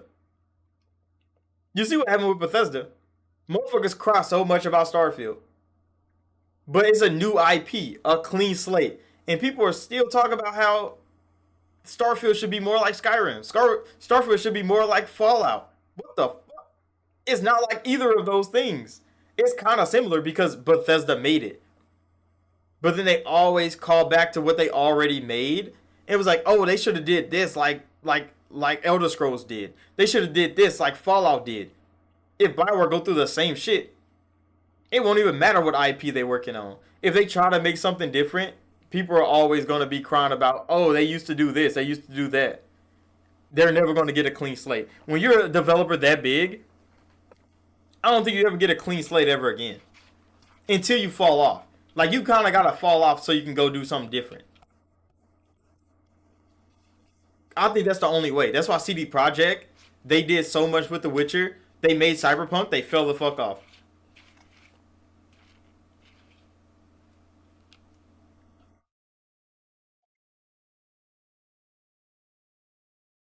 You said the first Veilguard draft became a book, the second one became an anime? I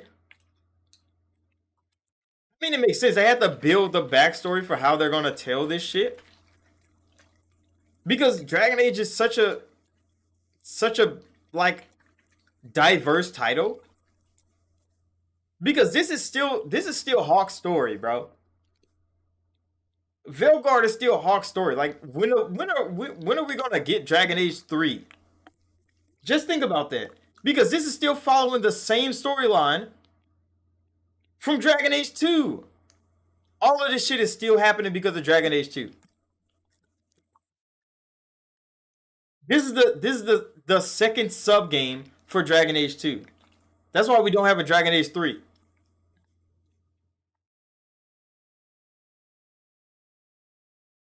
Yeah, I watched the Dragon Age anime. I watched the fuck out of the Dragon Age anime.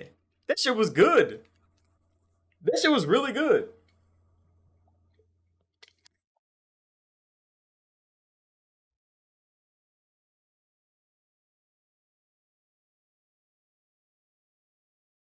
Yeah, I've read most of the books. I read some of the books. I watched the movies, like Cassandra's movie from back then. I think Dragon Age has 2 movies, don't they? They have Cassandra's movie and they have another movie out. Like another animated movie, I think. I forget what the fuck it's about. But yeah, they're like other media is actually really fucking good. The games are really good. That's why I bought Veilguard. I can't wait for what the fuck Dragon Age is doing next. But a lot of people don't see Dragon Age the way I see Dragon Age. They look at Dragon Age and they think 2009, but I'm thinking 2014. I'm thinking 2024. Like, why the fuck are y'all still looking at 2009? Like, this is Dragon Age. No, the fuck is not. Because even 2011 Dragon Age wasn't 2009. And this is still Hawk's story we're playing through. How the fuck are we gonna get to the next story of Dragon Age? We gotta finish Hawk's story first. That's why I think Hawk is gonna come back in this one. Somehow, somewhere, that nigga Hawk has to show back up.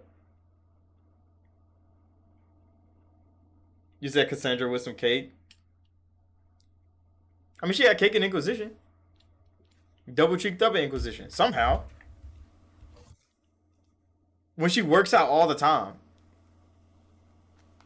Her ass is a straight warrior through and through.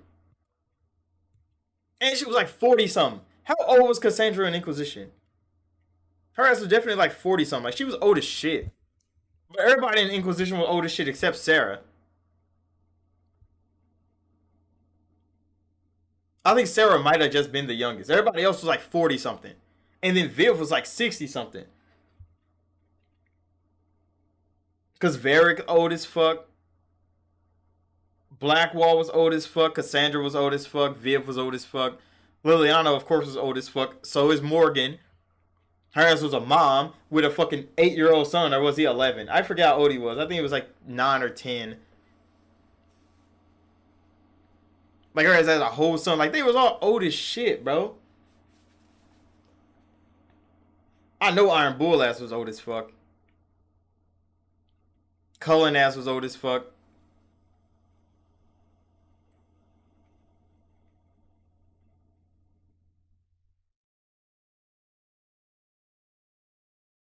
The Vivian teasing was dirty. They did the same thing with Win, bro. They did the same thing with Aveline. Like, why would y'all have these hoes right here and I can't have it? What are y'all doing, bro? What are y'all doing? Because they did that shit on purpose. They keep doing that shit on purpose. I guess they kind of changed that with Veilguard. Because now they just put an old nigga in there. But you can actually romance an old nigga. Fucking Viv. Viv was just old as fuck. So she wasn't... She was kind of like Samara, bro. She was like, I'm too old for you, nigga. And I'm like, no the fuck you're not. No the fuck you're not, old ass lady.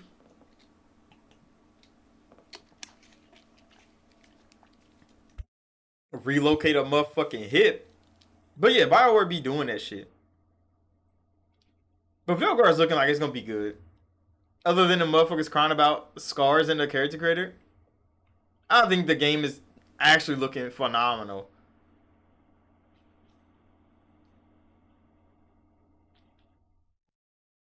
The game just so far away. Why the fuck is Dragon Age still 2 weeks away, bro? It feel like Dragon Age is so far. You said, yo, wax that head. I swear, bald ass head. I liked her little crown thing, though, with the little horns on it.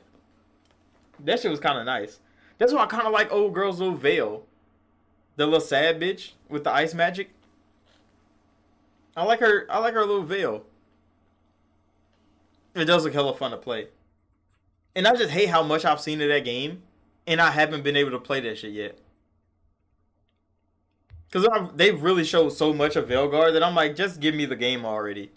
That's kind of like where I'm sitting at now. Because I mean, I have the game, of course.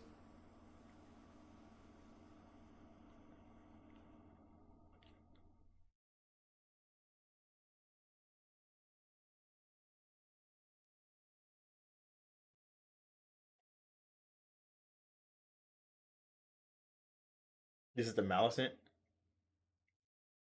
I swear they showed so much of it. It's already October though, so I guess we only got 2 weeks. 2 weeks into Veilguard.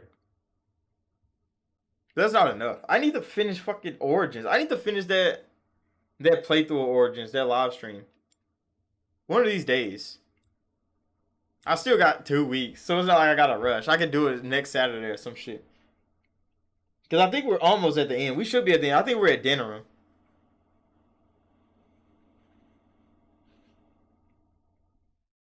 You said let you make the character at least? Make what character?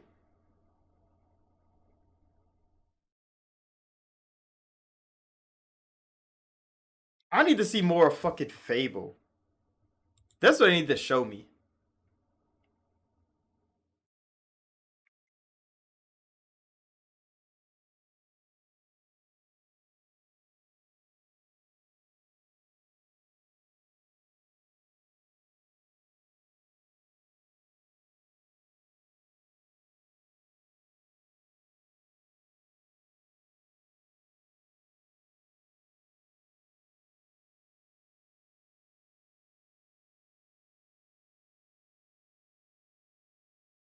I mean, you do get to create your own character in Veilguard. Oh yeah, you talking about release the character creator early?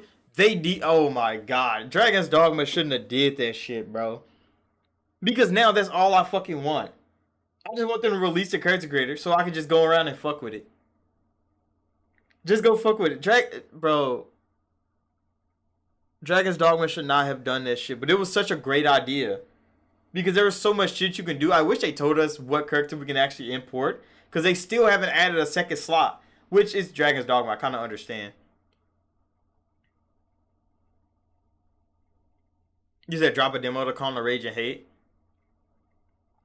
They definitely... Bro, they should have done something. Because Steam Next Fest is going right now. So many demos are out. Dragon Age could have definitely dropped something in there. It don't even have to be a long-ass demo. Because, nigga, I'm talking about Metaphor's demo. I've been playing that motherfucker for hellas, bro. I need to finish it. I don't know when I'm going to finish it. But that demo is long as fuck. That's a big-ass demo. That's why I can't wait to actually get the actual game. But I just need to finish the demo first. Just to at least get through the demo. I haven't even finished that whole yet. But yeah, there's been plenty of demos that are like short and sweet. You get to play through a little level. Just get your bearings. You don't have to be the whole fucking tutorial. But yeah, they could definitely slice something up and drop it for the fans, bro. But I think since they've been talking up so much good about the game, and they just want everybody to play it at the same time. I don't know why that's the case. Because that's why they didn't drop like an early access thing so you can buy the game and play it 3 days early. They didn't do none of that because they just want everybody to play it at the same time.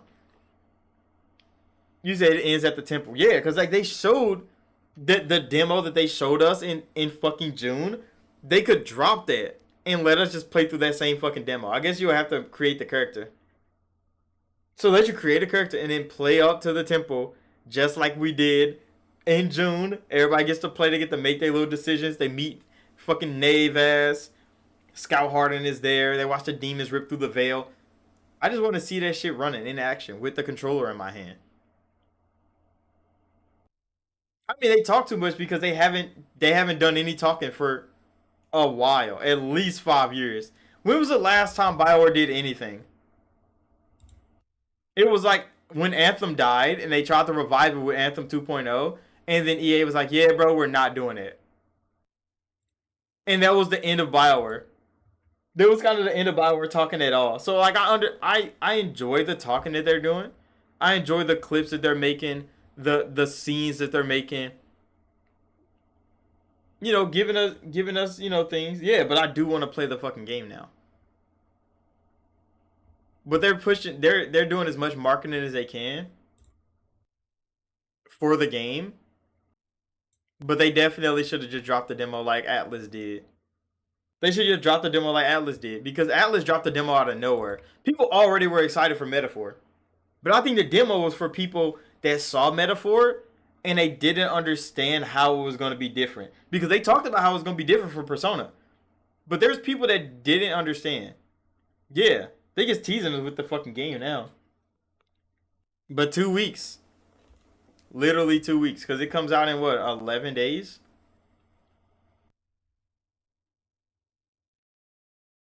Gotta play other things until then. That's why I've been playing so much other shit. I should pick up Shin Megami Tensei 5. But I do just want to go right to Metaphor. But I kind of want to play Atlas's other bangers.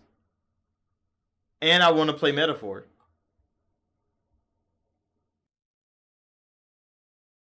Which I could just finish the demo right now. No, I'm not going to do that. I got to create content. I have so many games I haven't made videos on yet. That I need to be playing.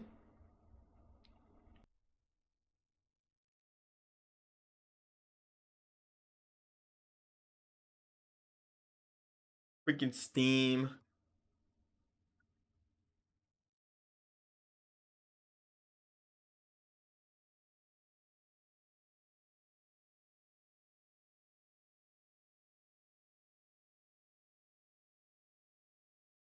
I just want to see these motherfucking dragons. Ice dragon, fire dragon. I want to know how the fuck Scout Harden got magic. There's so many questions I need answered. They just need to let me play the fucking game.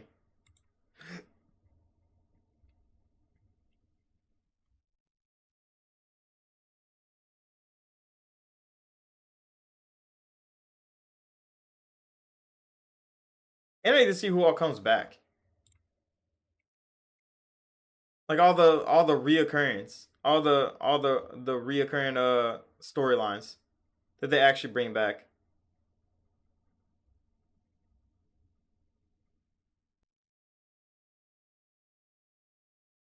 Because there's so much to the game that they haven't showed. And all those goddamn YouTubers.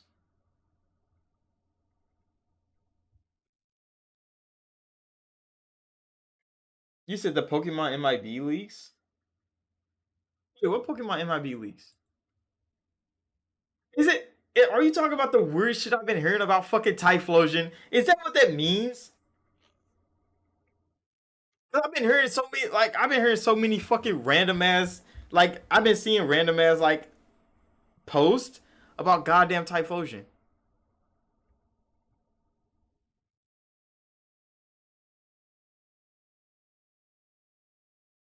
You said why that saved on the work server?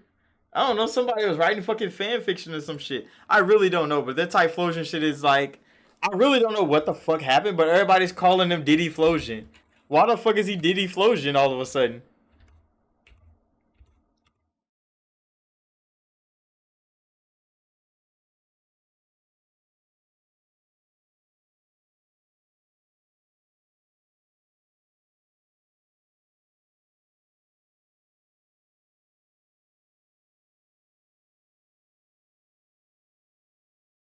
Yeah, I don't know why the fuck he's Diddy Flosion. But for some reason, I've been seeing Diddy Flosion hellas. And everybody's talking about that. And I'm like, why the fuck is he Diddy Flosion? I don't know where to look it up to find out why the fuck he's Diddy Flosion. But I just know it came from somewhere. And they're like, oh shit. All the Typhlosion lovers, they're cooked. And I'm like, what the fuck did he do? He drugged humans? How the fuck did... How? He's a Pokemon. And doing his Diddy. How did he do that as a Pokemon? I'm so confused. And it had to be because of some random leaks. Because that's what everybody was saying. They're like, oh, after those leaks is Diddy Flosion. And I'm like... Why did Diddy Flosion happen? And then people was like, oh no, it was a Ditto. A Ditto did it. It was like a Ditto did it. What the fuck is going on the internet, bro? I really don't know.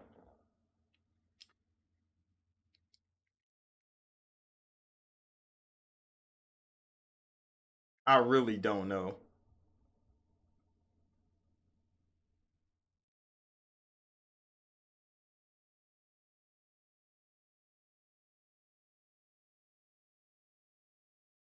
And there was a leak that Master Chief is getting a skin in Call of Duty. I don't know if that's gonna be a thing.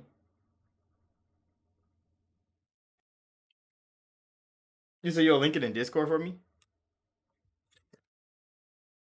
Wait, what are you linking in Discord?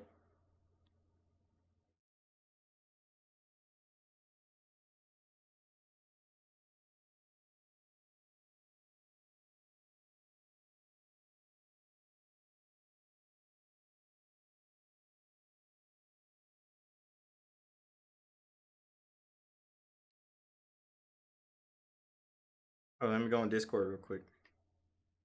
Discord. Cause what the fuck did they do? Goddamn Diddy Flosion.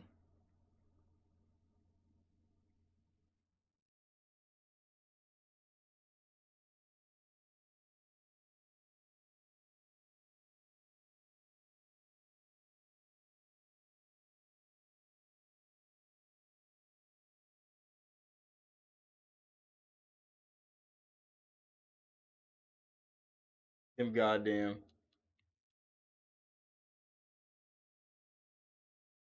You said the Pokemon story is just a dude reading it? So he's reading a story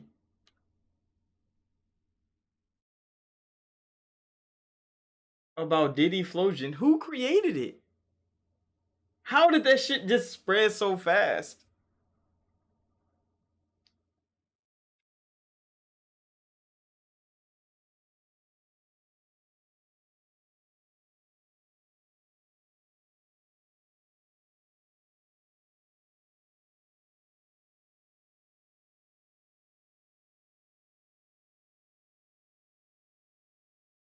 The Olympic update? Hades 2?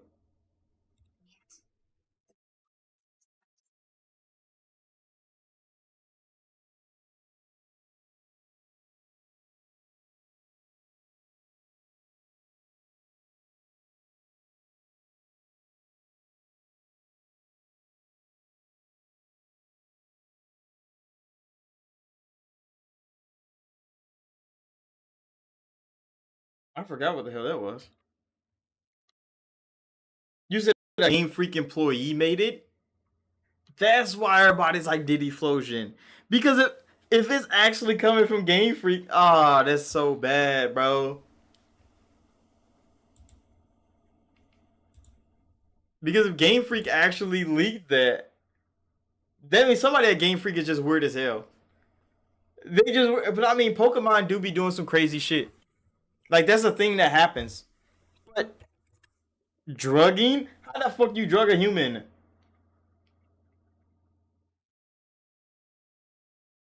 Game old designs, erotic Pokemon stories. Who the fuck at Game Freak was writing erotic Pokemon, bro?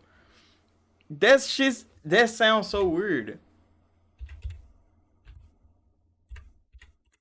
That's where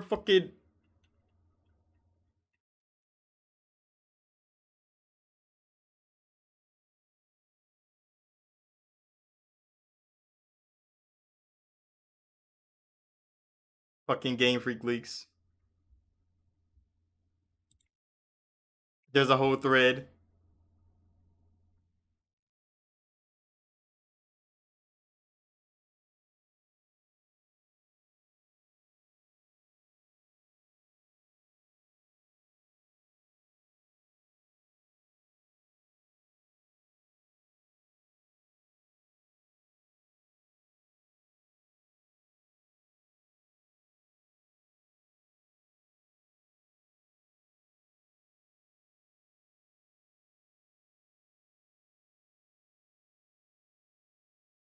Oh, a lot of things fucking leaked. Holy shit.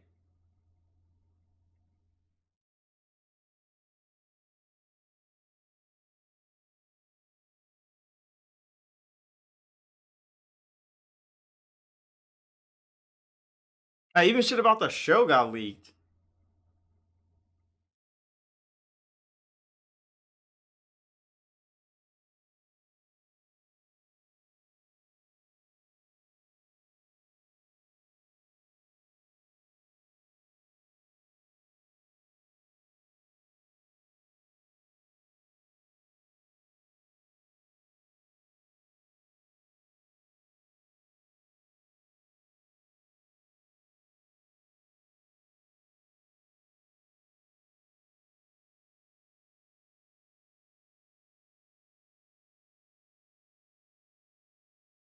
Oh shit, there's articles about this shit.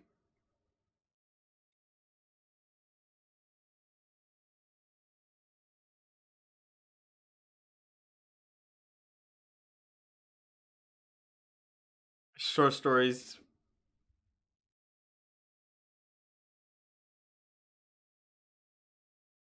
Wait, they said that's this nigga origin story? Oh my gosh, there's no fucking way.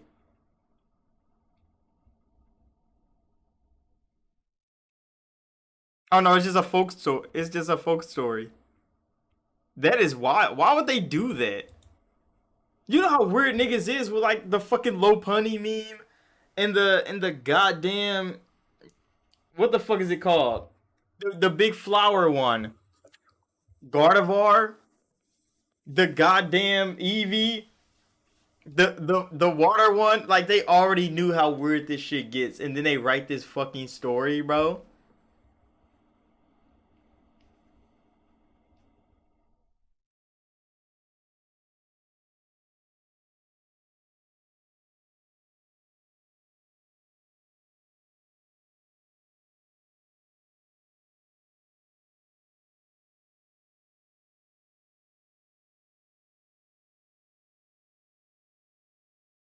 Wait, how the fuck did this nigga put on the disguise? He's a Pokemon. Yeah, bro, I don't know.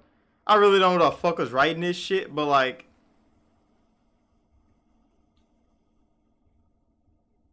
that's how the nigga became Diddy Flosion. What the fuck? Oh shit.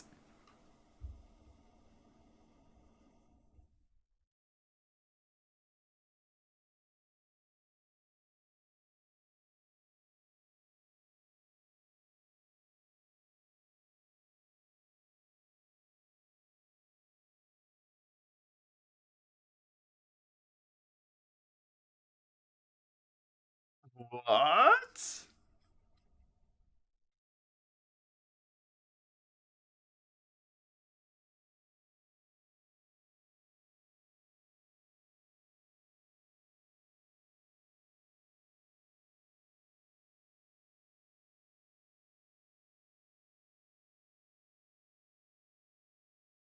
Who? Nigga, who was writing this shit?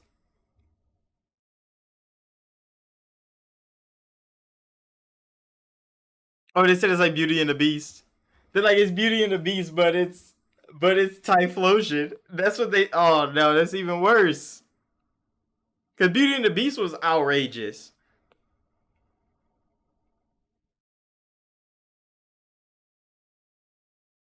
But nah, Diddy Flosion.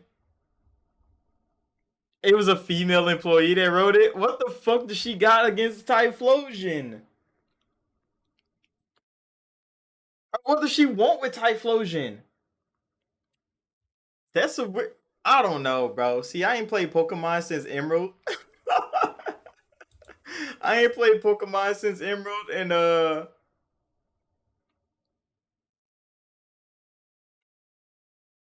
this nigga Typhlosion. When did he get those capabilities? Who wrote this nigga? Ah, nah, that shit's done, bro. That shit's absolutely done. Cause why did they even allow that shit?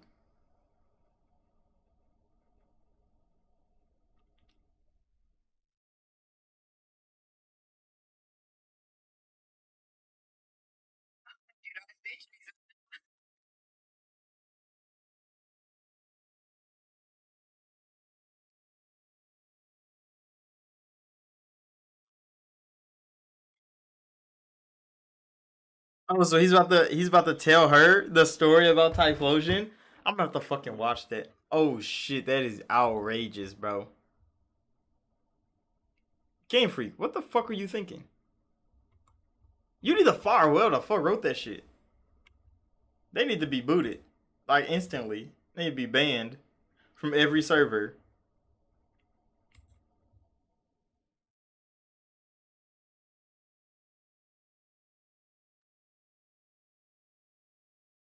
Cause that is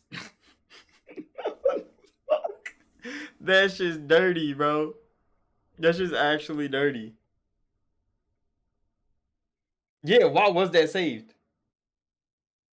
Why did anybody write that? And then keep it on their computer? Like, what the fuck was they gonna use that for? Reference, nigga? It don't make sense. It doesn't make sense. Like, why was that in the files? Like, they wanted somebody to find it. They just left it. Somebody wrote that. Like, oh, this is gonna be so funny. Leave it in the files. The craziest shit. Now Typhlosion is cooked forever. I never liked that Pokemon.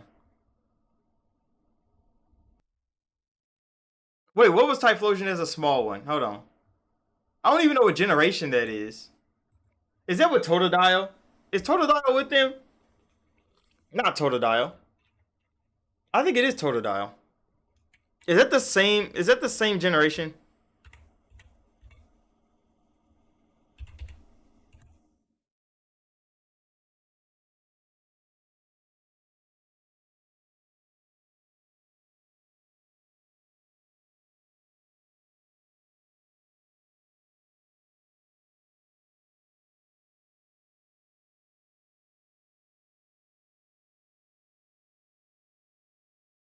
Cause yeah, he's the fire type Pokemon. He starts as Cyndaquil. But what's the other starters? Yeah, what's the other starters with them? Is that word Totodile and I forget what the other one is called.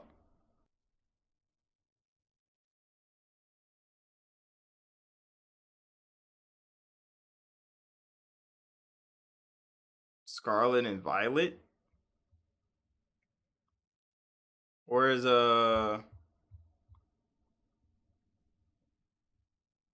Gen 2? The shiny one is purple.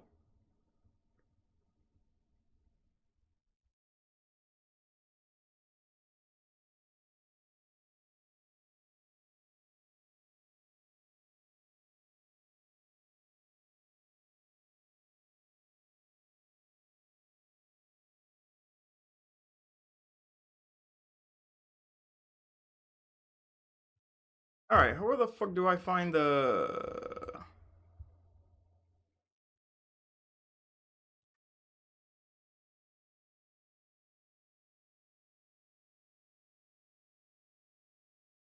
I just need to go back.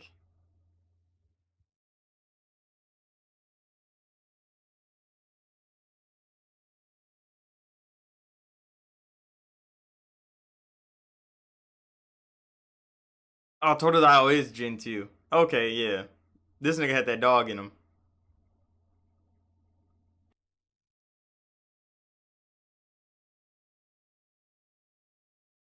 What grass Pokemon was in this generation?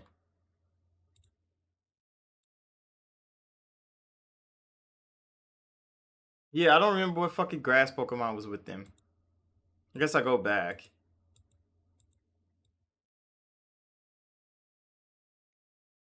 Oh, it was this weird one.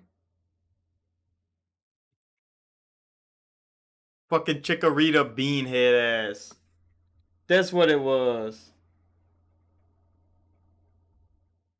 Yeah, Totodile was that nigga. Chikorita looked weird as fuck. That's why nobody chose her. See, I always went grass when I played Pokemon. What Pokemon games have I played? I played the old ones. So I played Yellow. I played Fire Red. I played Emerald. I think that was the last one I played. I think I might have played Platinum.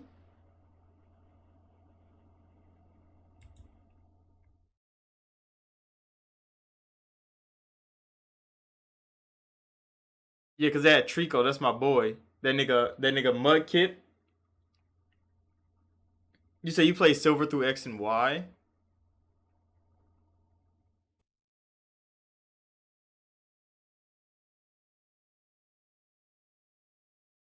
Oh, there's hells of them.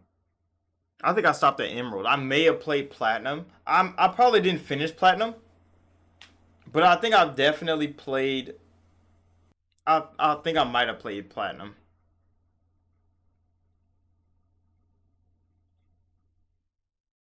Cause did it have Deoxys in it?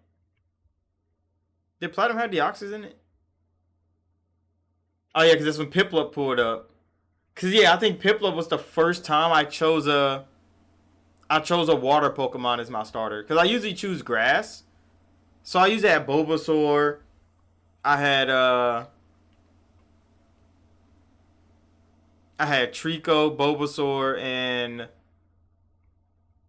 there was one more grass Pokemon I had. I think that was in like freaking Crystal, maybe.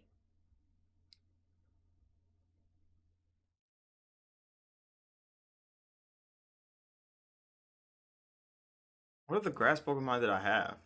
Because I played that one.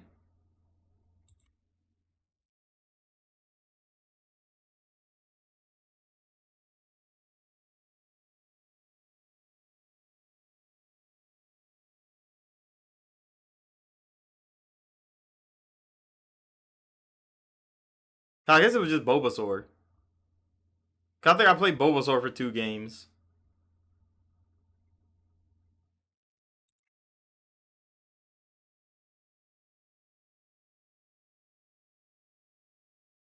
Yeah, because Fire Red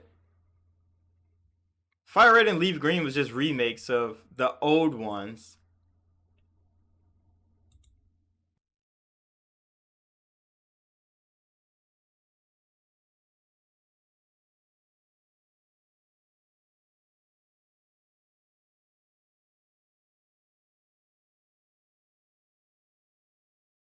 You said Gen 2 had weak designs outside of Totodile?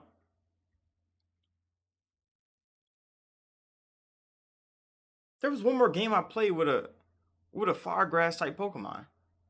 What the fuck was it? Because Fire Red and Leaf Green, they both had what you call it? They both had Bulbasaur in it.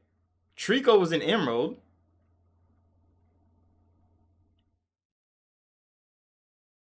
By the time we got to Platinum, that's when I had fucking Piplup. Cause Piplup was a dog. I had to play another one after that then. Was it black and white? No, definitely wasn't black and white because they look kind of flamboyant. Why the fuck the Pokemon look flamboyant right there? Was it X and Y? No, because I don't even know who the fuck the starters are in X and Y.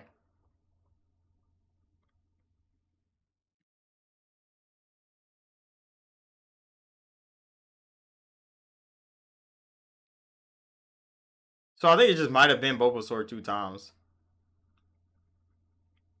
I think it was two. I think it was 2 games with Black and White had a part 2.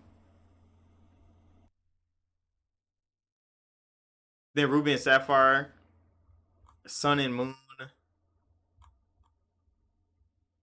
I don't think I played Sun and Moon either. No, these are new ones. These are like the ones on the Switch, ain't it?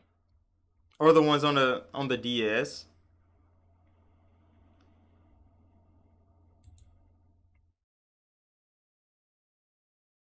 Definitely wasn't fucking.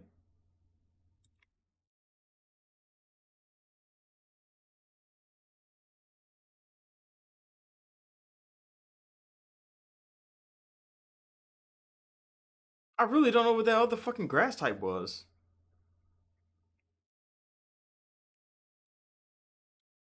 Because Dominant Pearl had Piplup in it. Yeah.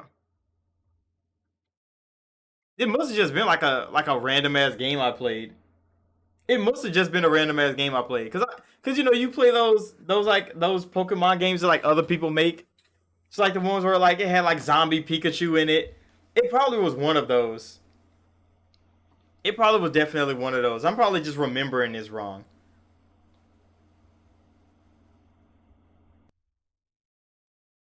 Because Totodile was earlier. And then when Fire Red and shit started, it was back from Red and Blue.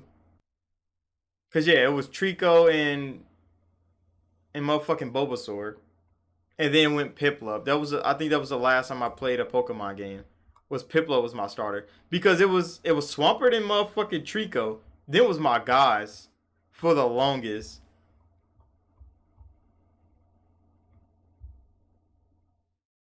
I even traded somebody so I can have a goddamn Mudkip in my game. Yeah, did I play Mystery Dungeon? Is that the ones where they follow you? Where like you get like the train? Hold on, let me see. What does Mystery Dungeon look like?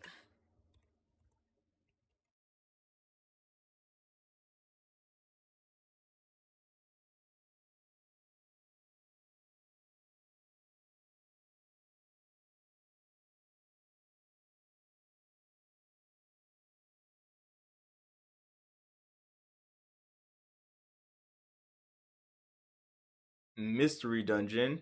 Not the new one, the old one. There's a new one.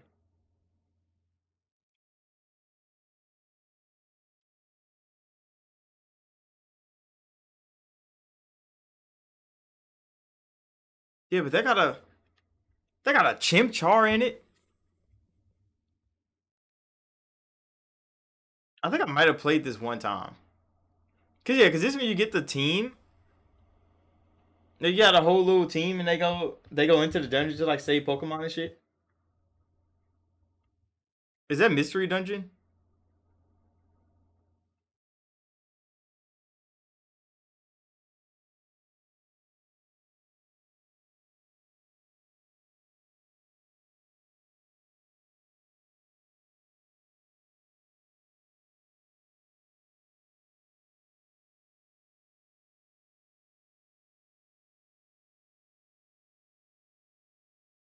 Mystery Dungeon Blue Rescue Team. Is it just all the water type Pokemon? Cause I thought you was a what you call it? Like a you like a fireman. I thought you were like a fireman. Like your Pokemon worked for like the fire station. I guess that is what this is. And you go rescue Pokemon out the dungeon. Like you have to go in there, dungeon crawl, fight Pokemon, get other Pokemon on your team.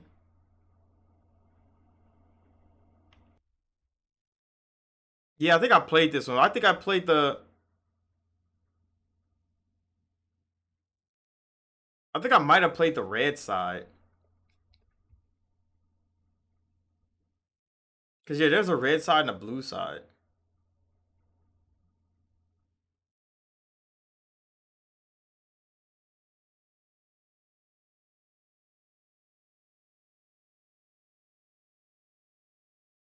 I wonder if you could find these games to play them right now. I don't have a device to play them bitches actually. But I would play a fucking mystery dungeon game. I mean, I guess the Switch has one. Why the hell don't I just get the one on Switch? Is it good though? What is it called?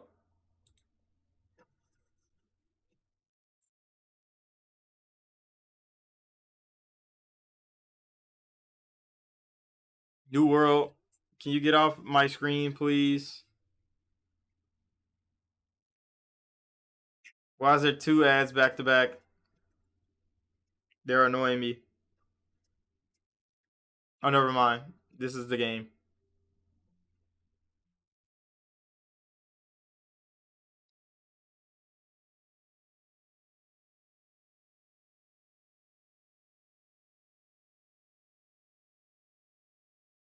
Mudkip and Cyndaquil.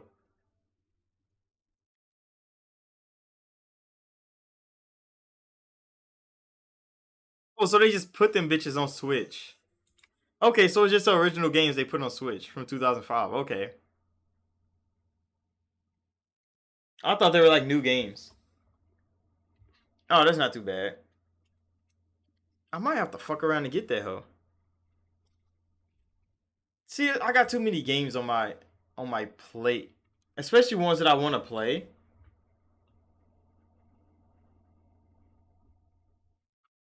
There's so many people on YouTube talking about fucking Spider-Man 2 going to PC. Like, of course it was going to fucking PC. How you think Sony's gonna make money, nigga? They have to put that bitch on PC.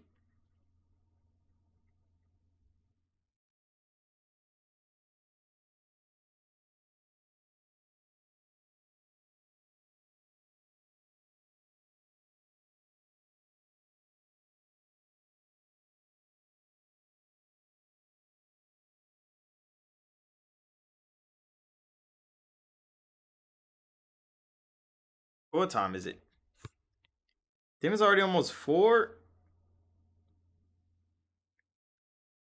It's almost time to end stream. Actually, it is time to end stream.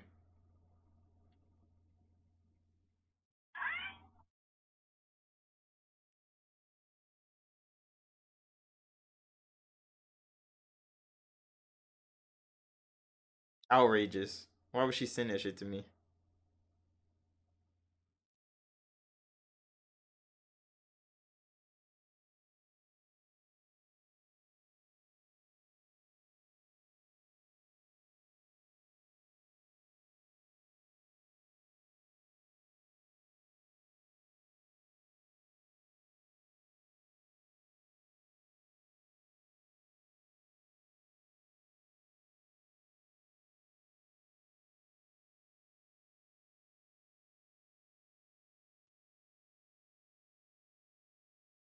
But yeah, it's time to end stream. Use the PS5 and move. Yeah, I see.